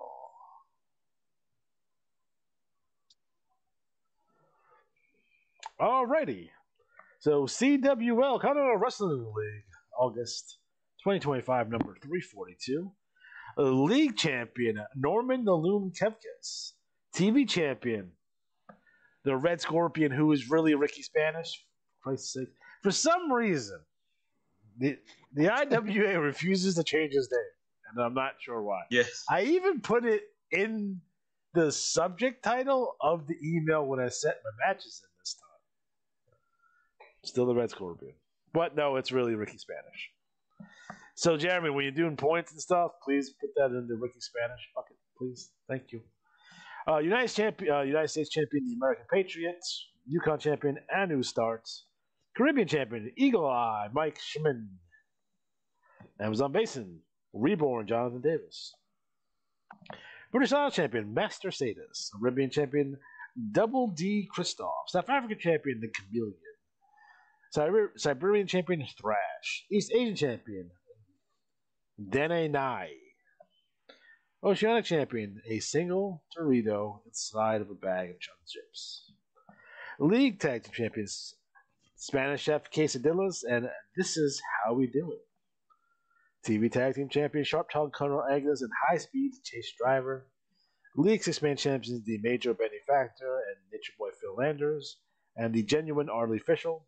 TV six-man champion, No Miss G Gunner, Eagle Eye Mark Schmin, and Double D Christoph, and your Battle Royal winner, winning 25 free CWL matches, Thrash. So what's going down in the CWL? Make sure everyone reads The Blaze. For Christ's sakes, it's the best thing going today. That's for sure. What's the next pay-per-view? It is... What is the next pay-per-view? Oh, when? It's... Under Siege is the next pay-per-view. We do have... Steve Seagal guest appearance. Totally. Let's see. Your world title match will be Nature Boy Phil Landers taking on Norman Kevkes. Internet title match, WD Christoph taking on Alphonse Snap. Six-man championship match. Nitty Bunny's taking on Blitzkrieg, Hypnotic, and Scapegoat.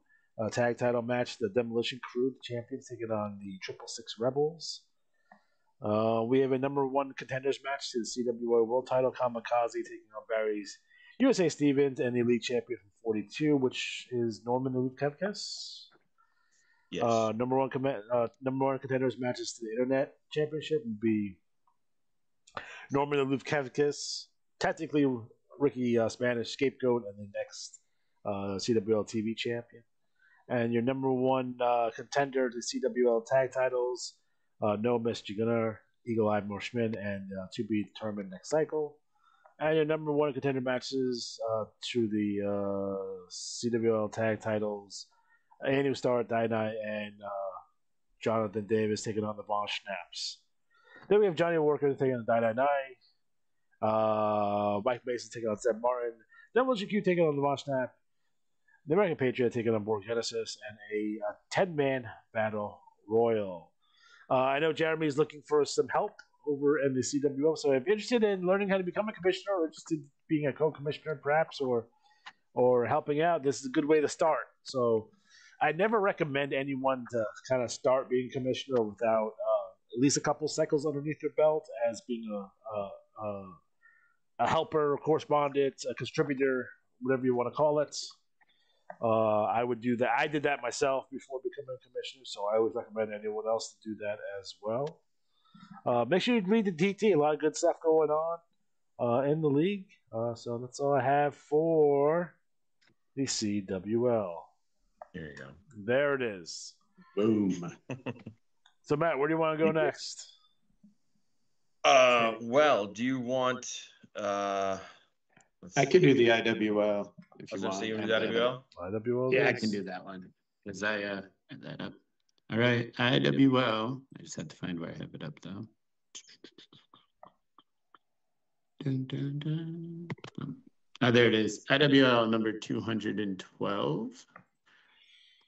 The champion pop culture, Peter Cross. The television champion, the magnificent Marvin Moyer.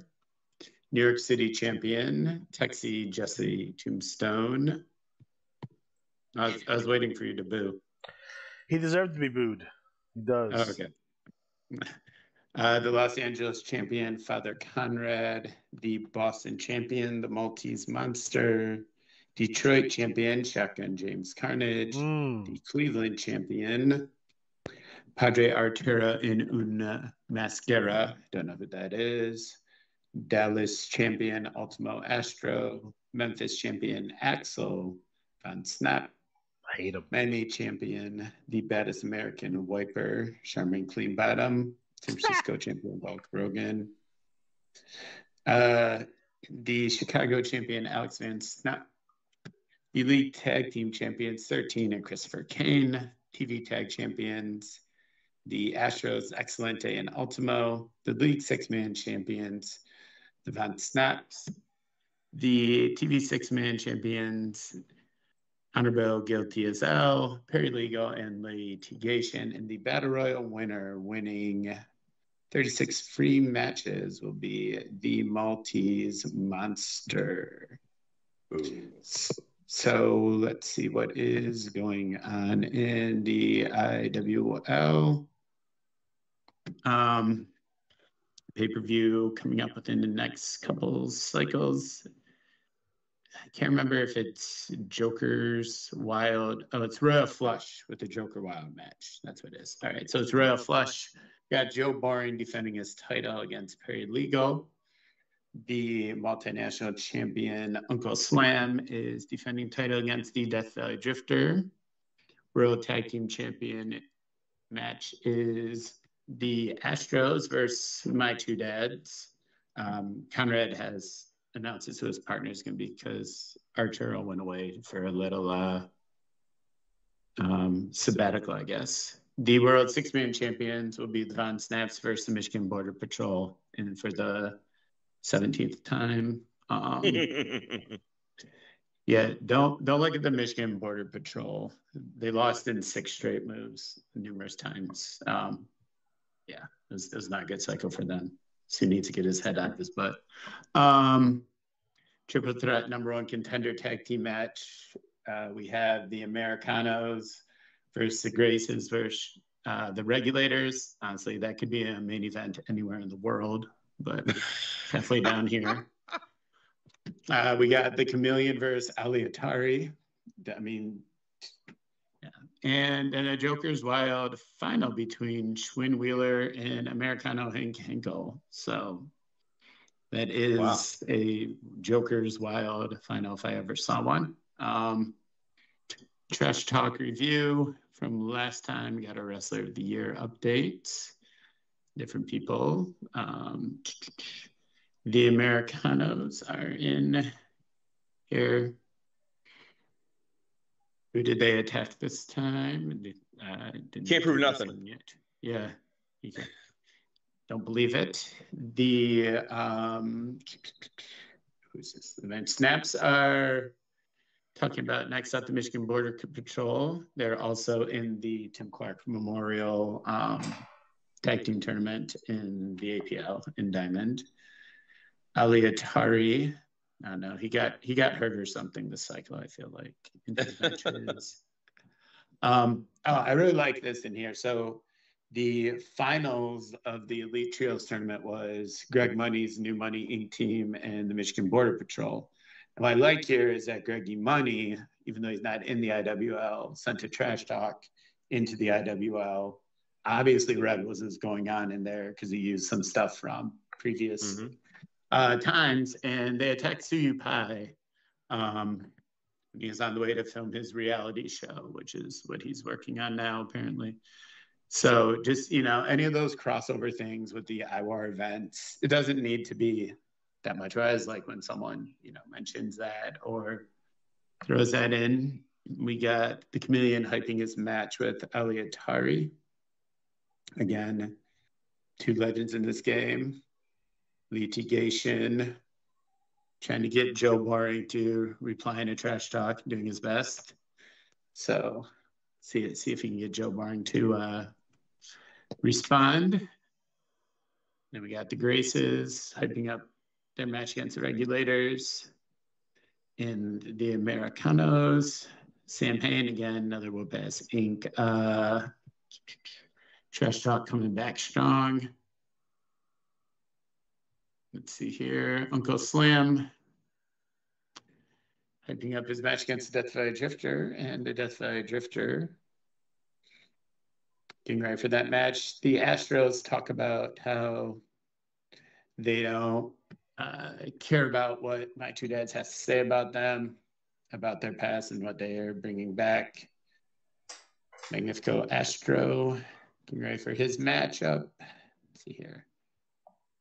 Father Conrad announces his new tag team partner, who is this masked man who looks very strangely familiar to someone else that we've seen before. And so they're going to be teaming up. Suyu Pai is on Rachel Van Doren's podcast. Talks of going against Van Snabs, going against New Money Inc. That gets cut off. And the Regulators are here talking about everything that they've done in their story history. 3-time IWA Tag Team Champions for over 1,000 days. One run was, that's what, 2 years? All right. And what was it the Regulators had? Like AIDS? Something ridiculous. Yeah, that too. I mean, there's a Brokeback Mountain joke in there somewhere, but you're not going to get it from me. No, it was 25 times 6-man champions. That sounds right. That sounds right. Some ridiculously high number of champions, but that's what's happening in the IWL. Got some things brewing up there. I will say on page 21 of the IWL TT, you can see the evidence against the Americanos and why they are innocent of this latest attack. So. Yeah. Just saying. Yeah, there's a justice system. We have it for a reason. That's right. They're represented by the litigators. They'll be fine. That's right. The especially heinous litigators. Yes. Who wants to do last BBL here? You want me to do it?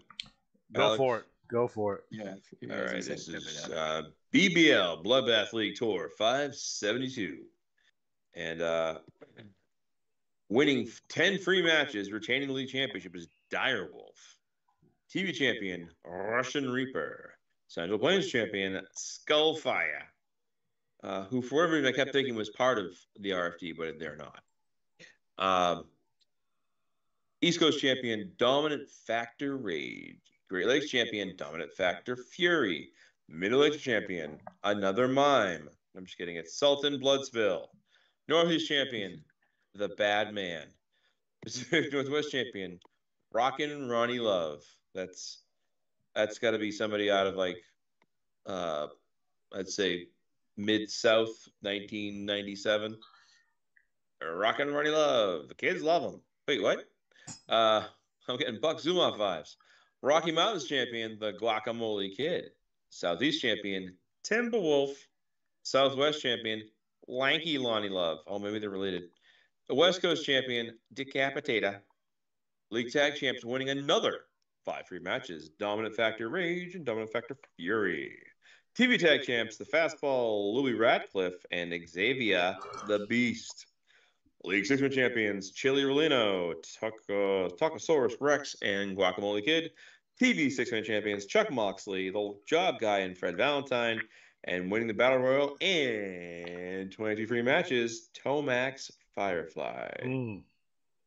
So that's what's going on as far as champions go. As far as the report goes, let's get run down to that. Looks like we had 97 cards, nice and healthy.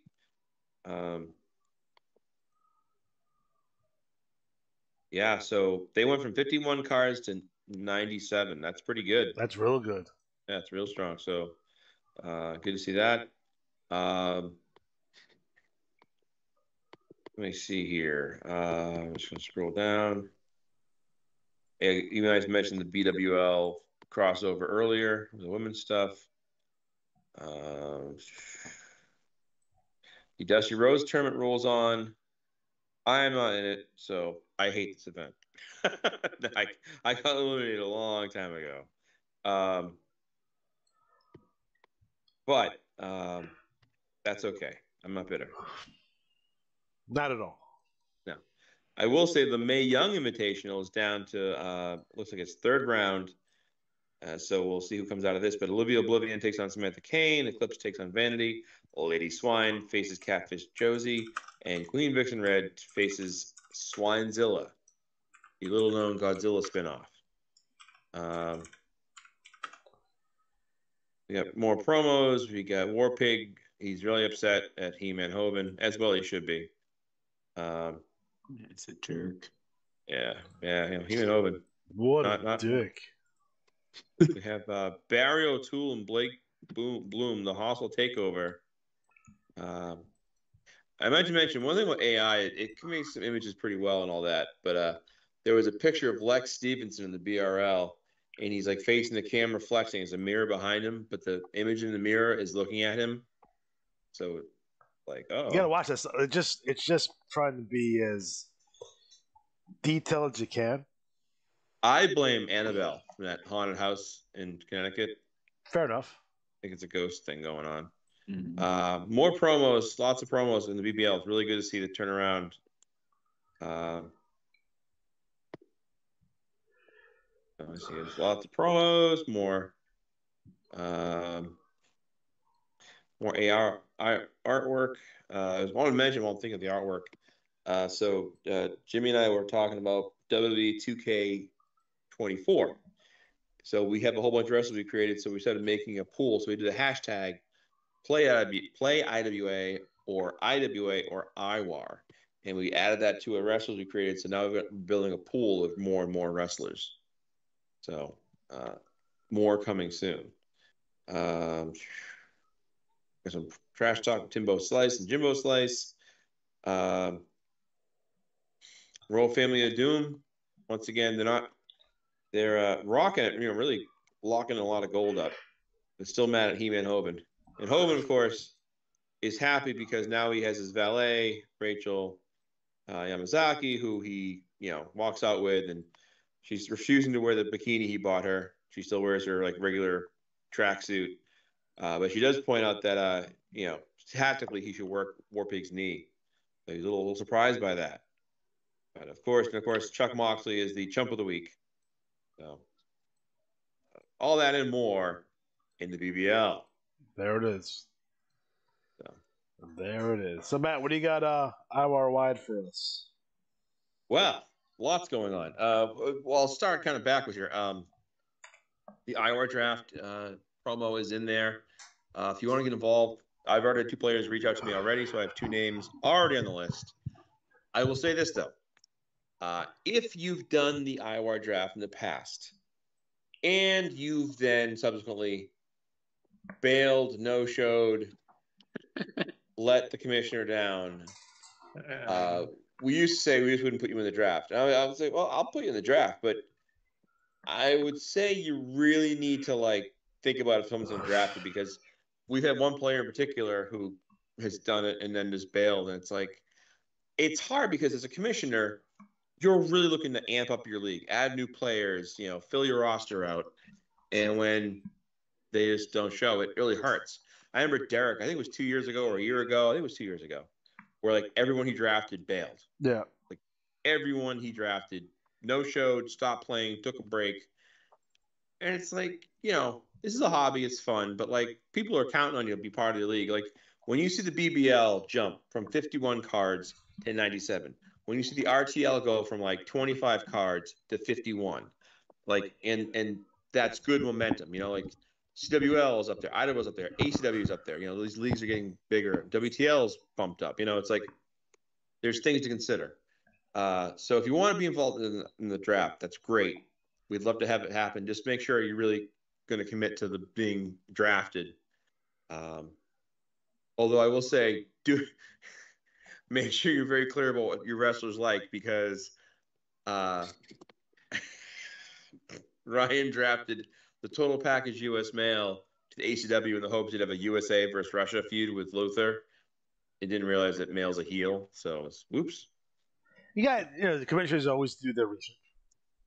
Right, sure. I do when I draft. Yeah. And the sooner you get me information, pictures, bio, stats, etc., logos, whatever, the better I can pack up the preview issue, which is always fun to read. Which is a big deal. It's a big deal. Yeah. So IWAR events. Right now, I'm literally, as we speak, trying to work with Scott, because Scott updated the Lethal Lottery earlier in his Google Sheets. But the link I have for Google Sheets is to the June 1st first round results, and I can't seem to get the current results. So he's working on that. So while he's working on that, I'll go backwards. So other things that are going on. So first, since Adam mentioned a little bit ago that Michigan Border Patrol was facing New Money Incorporated in the finals of the Elite Trios Invitational. The scoring was Michigan Border Patrol 509, a very rare low score for them. But New Money Incorporated score 518. So the winners of the third invitational, Greggy Money, Thomas Banks, and Derek Cash Styles. So congrats to Greg Mead for winning that, beating one of the best teams in the IWAR to win this. So that's pretty damn cool, I think. That's just me. I'm a nerd. It's a big win. Bringing the RTL some respect there with that win. Yes. So King of the Ring, I got to jump around. I haven't updated the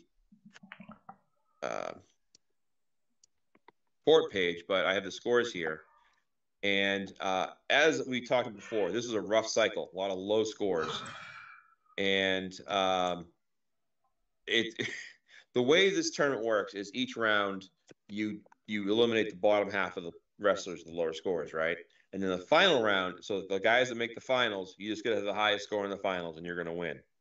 And with a whopping score of 493, Cowboy Schlitz from the WTL is now King Cowboy. Or maybe he's King Schlitz. I don't know. Schlitz. Walking around like he's King Schlitz. So congratulations, Larry, on that win. He edged out Scapegoat and Death Valley Drifter, who both had 492s. It was funny. I was doing this, and the first score I did was Hillbilly Kevin, who he had a double hole, too. He stole my move. He had a 457. I'm like, holy shit. And the next score was Starlight, 483. Then 485 with Greg Garner. I'm like, oh, my God, who's going to win this? A 489? But a 493. So you know what? A win's a win, right? Next up, we have our summer series, and this is a bit different from any other one we do. And the idea is that, again, the bottom half competition, it's like golfing in a way. The first two rounds The top half advance and the bottom half drop out. And then you have the next third round, so the top half advance. So our 8 finalists were Kamikaze, Takawandashe Boombaye, El Grandioso, sorry, saying it right. American Destroyer, Trucker Van Leer, Greggy Money, Texas Jesse Tombstone, and Boink the Child Entertainer. And the average score of these 8 wrestlers was 488. So this is, again, it's one of those tournaments where it's like, it's scoring is so important. And with a score of 493 in this round, even though it wasn't the highest score, that belonged to Texas Jesse Tombstone. Oh. It wasn't enough for him to win. And the winner of the 8th Summer Series, congratulations, Derek Tuttle and Boink the Child Entertainer. We talked about the All Rookie Cup. That goes into a sudden death extra round of play. They've promised me they're going to use one hole different at least. Thank you guys. I appreciate it. You guys do great work in the NWL. And it's funny because I always think, like, when you have guys that really play well off each other, there's 2 ways to look at it. Well, they're a great team to work with, or what could they do against each other? And Scott and I did that with Rick Challenger and Dick Jackson many, many moons ago. We had a feud for like 4 years in like 3 different leagues. It was crazy. Then I haven't done all the results yet, but let me see if Scott's got the latest one here. Let me refresh my email box. Box. I'll tell you a quick little side. About Box? About Beavis and Butthead. There used to be a thing called the Spike and Mike Sick and Twisted Animation Festival that toured the country. And they used to come here, and I always want to say it's got to be early 90s because it was the first time I saw Beavis and Butthead, and it was called Frog Baseball. Yeah. And it was pretty nasty, but like there was lots of good. One of my favorite cartoons was No Neck Joe, which was just 10 minutes of a guy who was like, like had no neck, and someone walked up next to him, tap him, he'd wobble around, look, they tap, and it just went on and on and on. It was ridiculous. Sorry, I just had a flashback from that laugh. And plus, I will say this too. I went to school with a kid, John Kowalski, who was the embodiment of Beavis and Butthead. He was just and he'd talk to girls and be like, "Yeah, show me your tits," and they'd be like, "Shut up," and he'd be like, "Yeah," and it's like, does this work for you? I'm sure he's in jail by now. All right. Still nothing yet from Scott.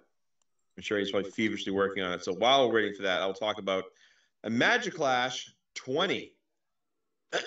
So Nature Boy Phil Landers defending against Kamikaze, and I haven't done any of these scores yet, so we're gonna do this live on the air. Do it live. So do it live. Phil Landers, his score, oh boy, 490. Kamikaze score, 485. So Nature Boy Phil Landers retains the IWAR World Championship. Okay, here we go. The Revolution Championship, I just know my score, so I know I'm fucked. Punk Rock Mike defending against the author of Agony, LePage Turner, who rocked that mean 484. Jesus Christ. I'm okay. Punk Rock Mike, though, had actually a decent cycle. I think he had a belt. Where did I see him?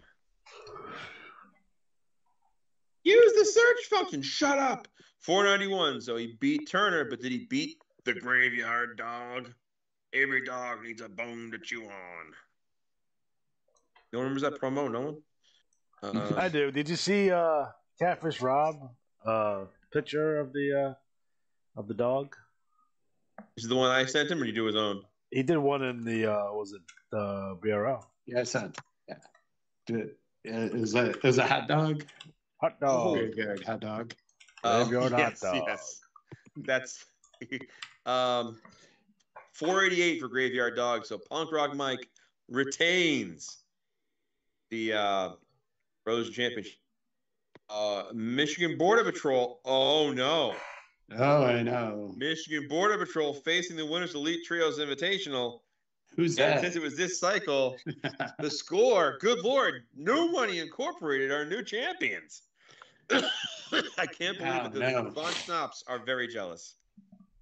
The Von Schnapps are jealous of this right now. Not to come back. Congrats to those guys on that trios win.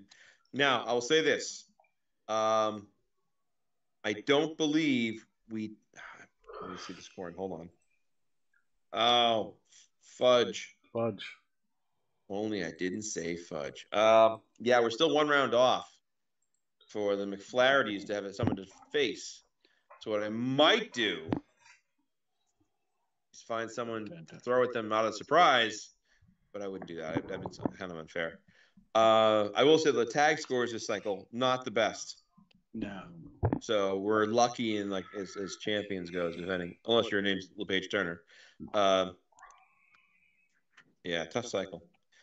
So yeah, for that we'll leave that as, and I'll have something for you for that later. But checking real quick.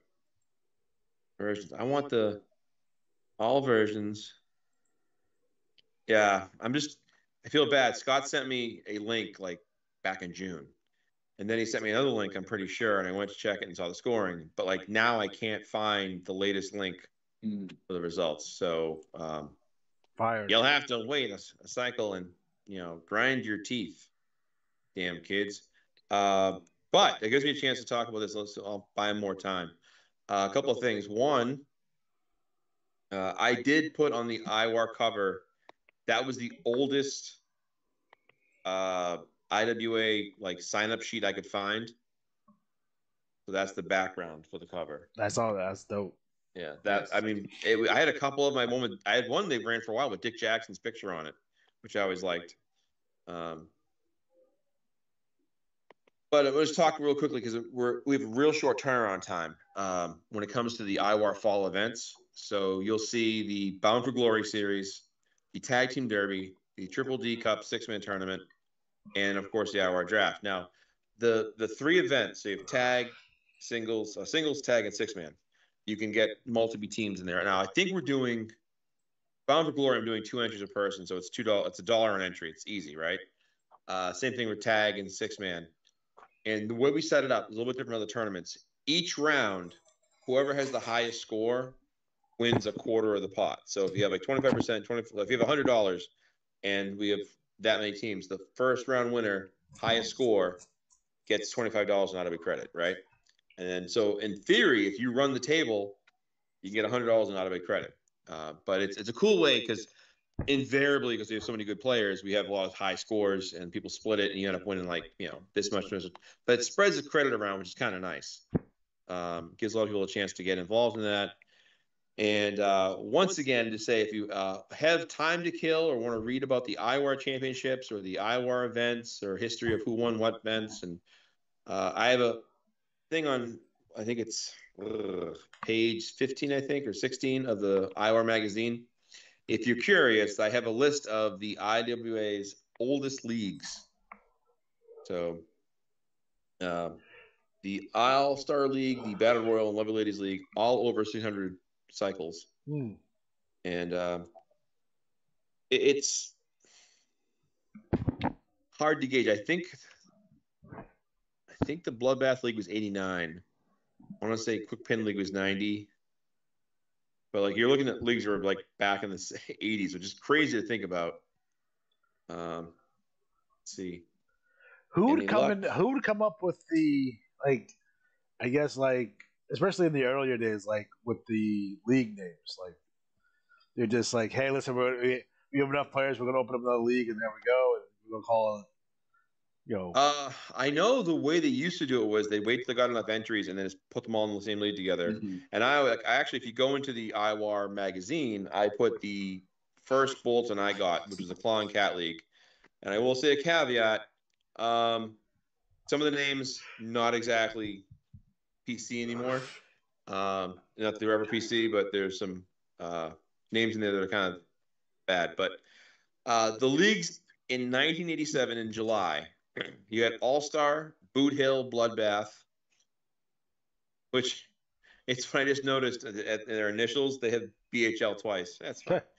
Black Plague League, Zigzag League, Union Express, Deadly Force, Danger Zone, Yankee Clipper, Iron Fist, High Flying, King Kong.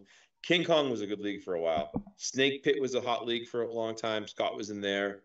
What used to happen, it was kind of in a lot of ways, it was like the regional territories in the 80s or 70s, where you had like the Snake Pit had like Rick Challenger and Johnny Vendetta and a couple other guys, right? But then you had like the Yankee Clipper League had a couple of dudes, and the Zigzag League, and like you had these little pockets, these guys. And what I did when I got in the CCL, I became commissioner, and it was good for a while. We had like Nelson Ho, we had David Adams, we had Chris Capps, we had a lot of good players, and me. And I did the commissioner report there, but I didn't really work on like recruiting players to the league. And the first commission report I saw was a GML, and the Grandmasters League report. It was like their year-end issue because their awards was in October or August because that's when the league started. And it was awesome to see like what happened the last year, the feuds that were going on, the angles they were doing, and then what was going on right now. And what I noticed is they had all these big names. So as I looked at the leagues in the game, I sent Johnny B $5 and I said, "Can you send me your 5 best leagues?" And it was like GML, Power Pack League, King Kong League, Battle Royal League, and All-Star League, I think were the 5, if I remember correctly. Maybe in Zigzag League. But like I looked at those leagues and I was like, I want that guy, I want that guy, I want that guy.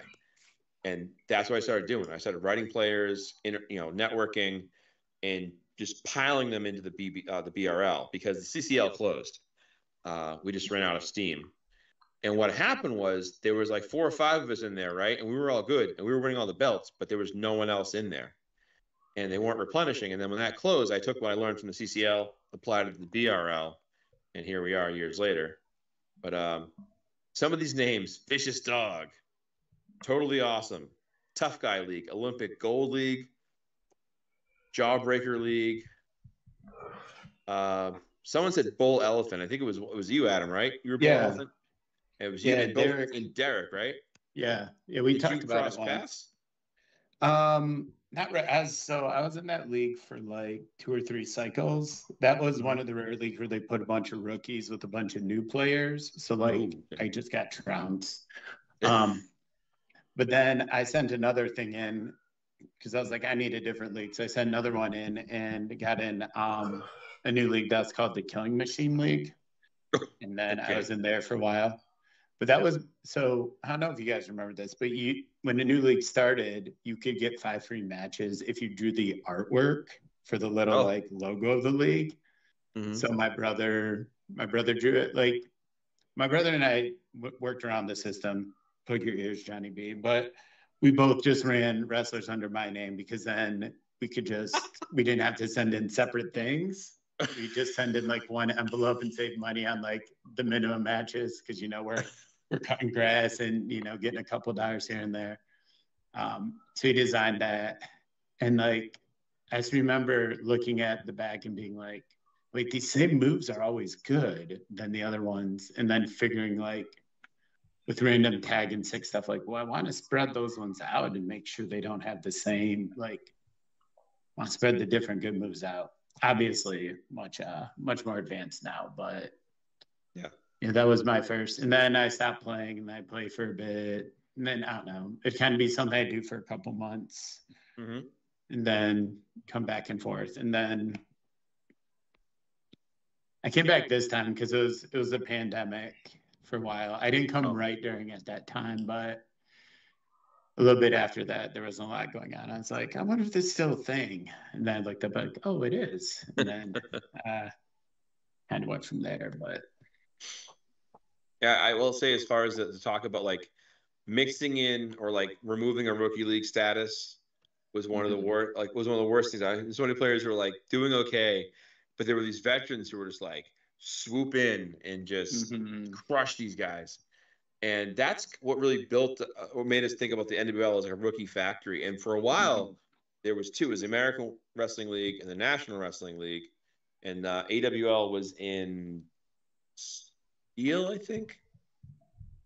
think it was in Steel Fed. And it was kind of nice. We both kind of for a while, and then, now it's like, it's hard because you don't get the same kind of steady numbers or people, but, Right. it is what it is. We do what we can do. And it is fun to catch up on old memories. Let me see here. One last check on the Lethal Lottery here.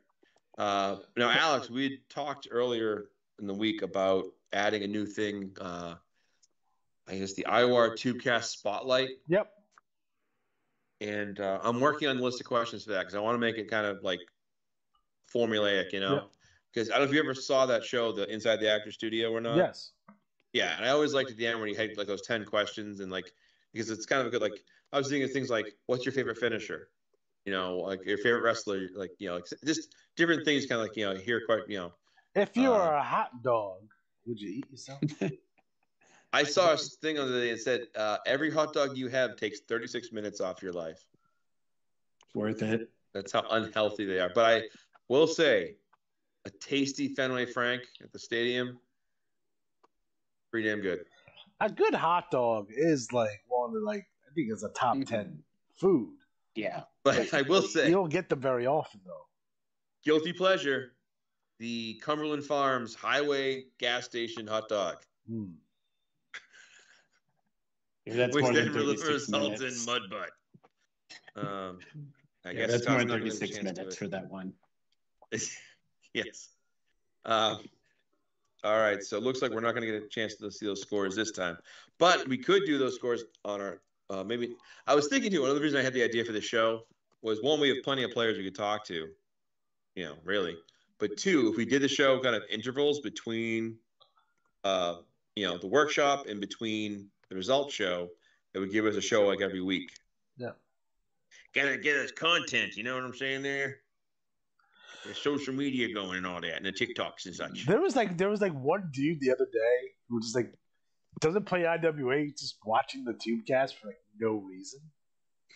He's like, "What is this?" And I try to explain to him, like, "Oh, I get it." He just watches the Tubecast. He's like, "Oh, 0% chance he got it." I was like, "Oh, like I got." I think he said, "I got what you're putting down."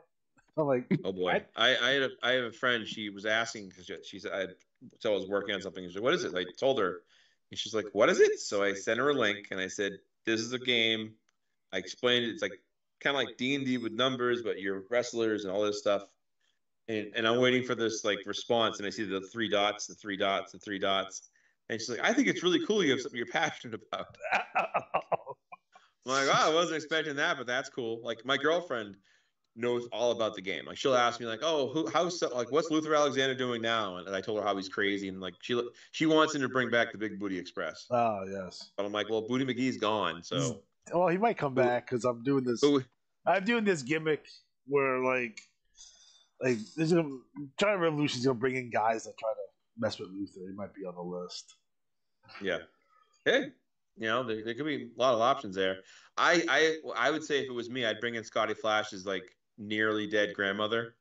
Well, they didn't actually get married, so I did this. It was like one of my first angles where Luther tries to marry his grandma to get citizenship, like to America. That's before he had diplomatic immunity, which is something I installed so he can get away with all the shit he does. It's like he just has diplomatic immunity, so it doesn't matter. Yeah, because I have to explain. I gotta explain. Hey, sorry. I mean, I always wonder, people that watch our show randomly, like, you ever see those videos on TikTok or like even Instagram, and it's like I came across this guy's video set with no viewers. And it's like, let's get him some views. And they're like, and then of course these weirdo rich TikTokers are like, "I'm going to give you $1,000. I'm like, what? Give me $1,000. I got to try to win some titles in IWA. How many match deals you get with that? Like, I'll do like this show will do like 100 views, which is about right for the amount of players that we have. So 100 is about where we probably should be around on this show. The other ones, the algorithm is so jacked on it and so janky. It's like, I'll put out a video, I'll get 1,000, like 2 hours, and then I'll put out another one, similar content, it's like 2. It doesn't make any sense. I don't know. We should do another. What was the show? The Fire one, and was the Fire one that did the Super Fire Pro, the AJPW, whatever it was. There was some show we did that was like super random, and it was we did. It was it has like stupid amount of views. It's like it is which one is it? It's an All Japan game. Yeah, I mean it's nuts. Yeah, I can pull it up right now. Hold on 1 second. Get it, one more view. Like it doesn't make any sense.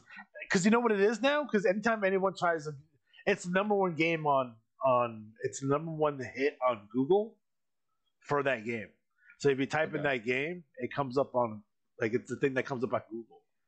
So if you're looking for like a review of that game, you're looking for instructions, or you're looking to buy that game, my video pops up every single time. And how it got there, I have no idea. Can we do that for 2 Girls, 1 Cup? I would try.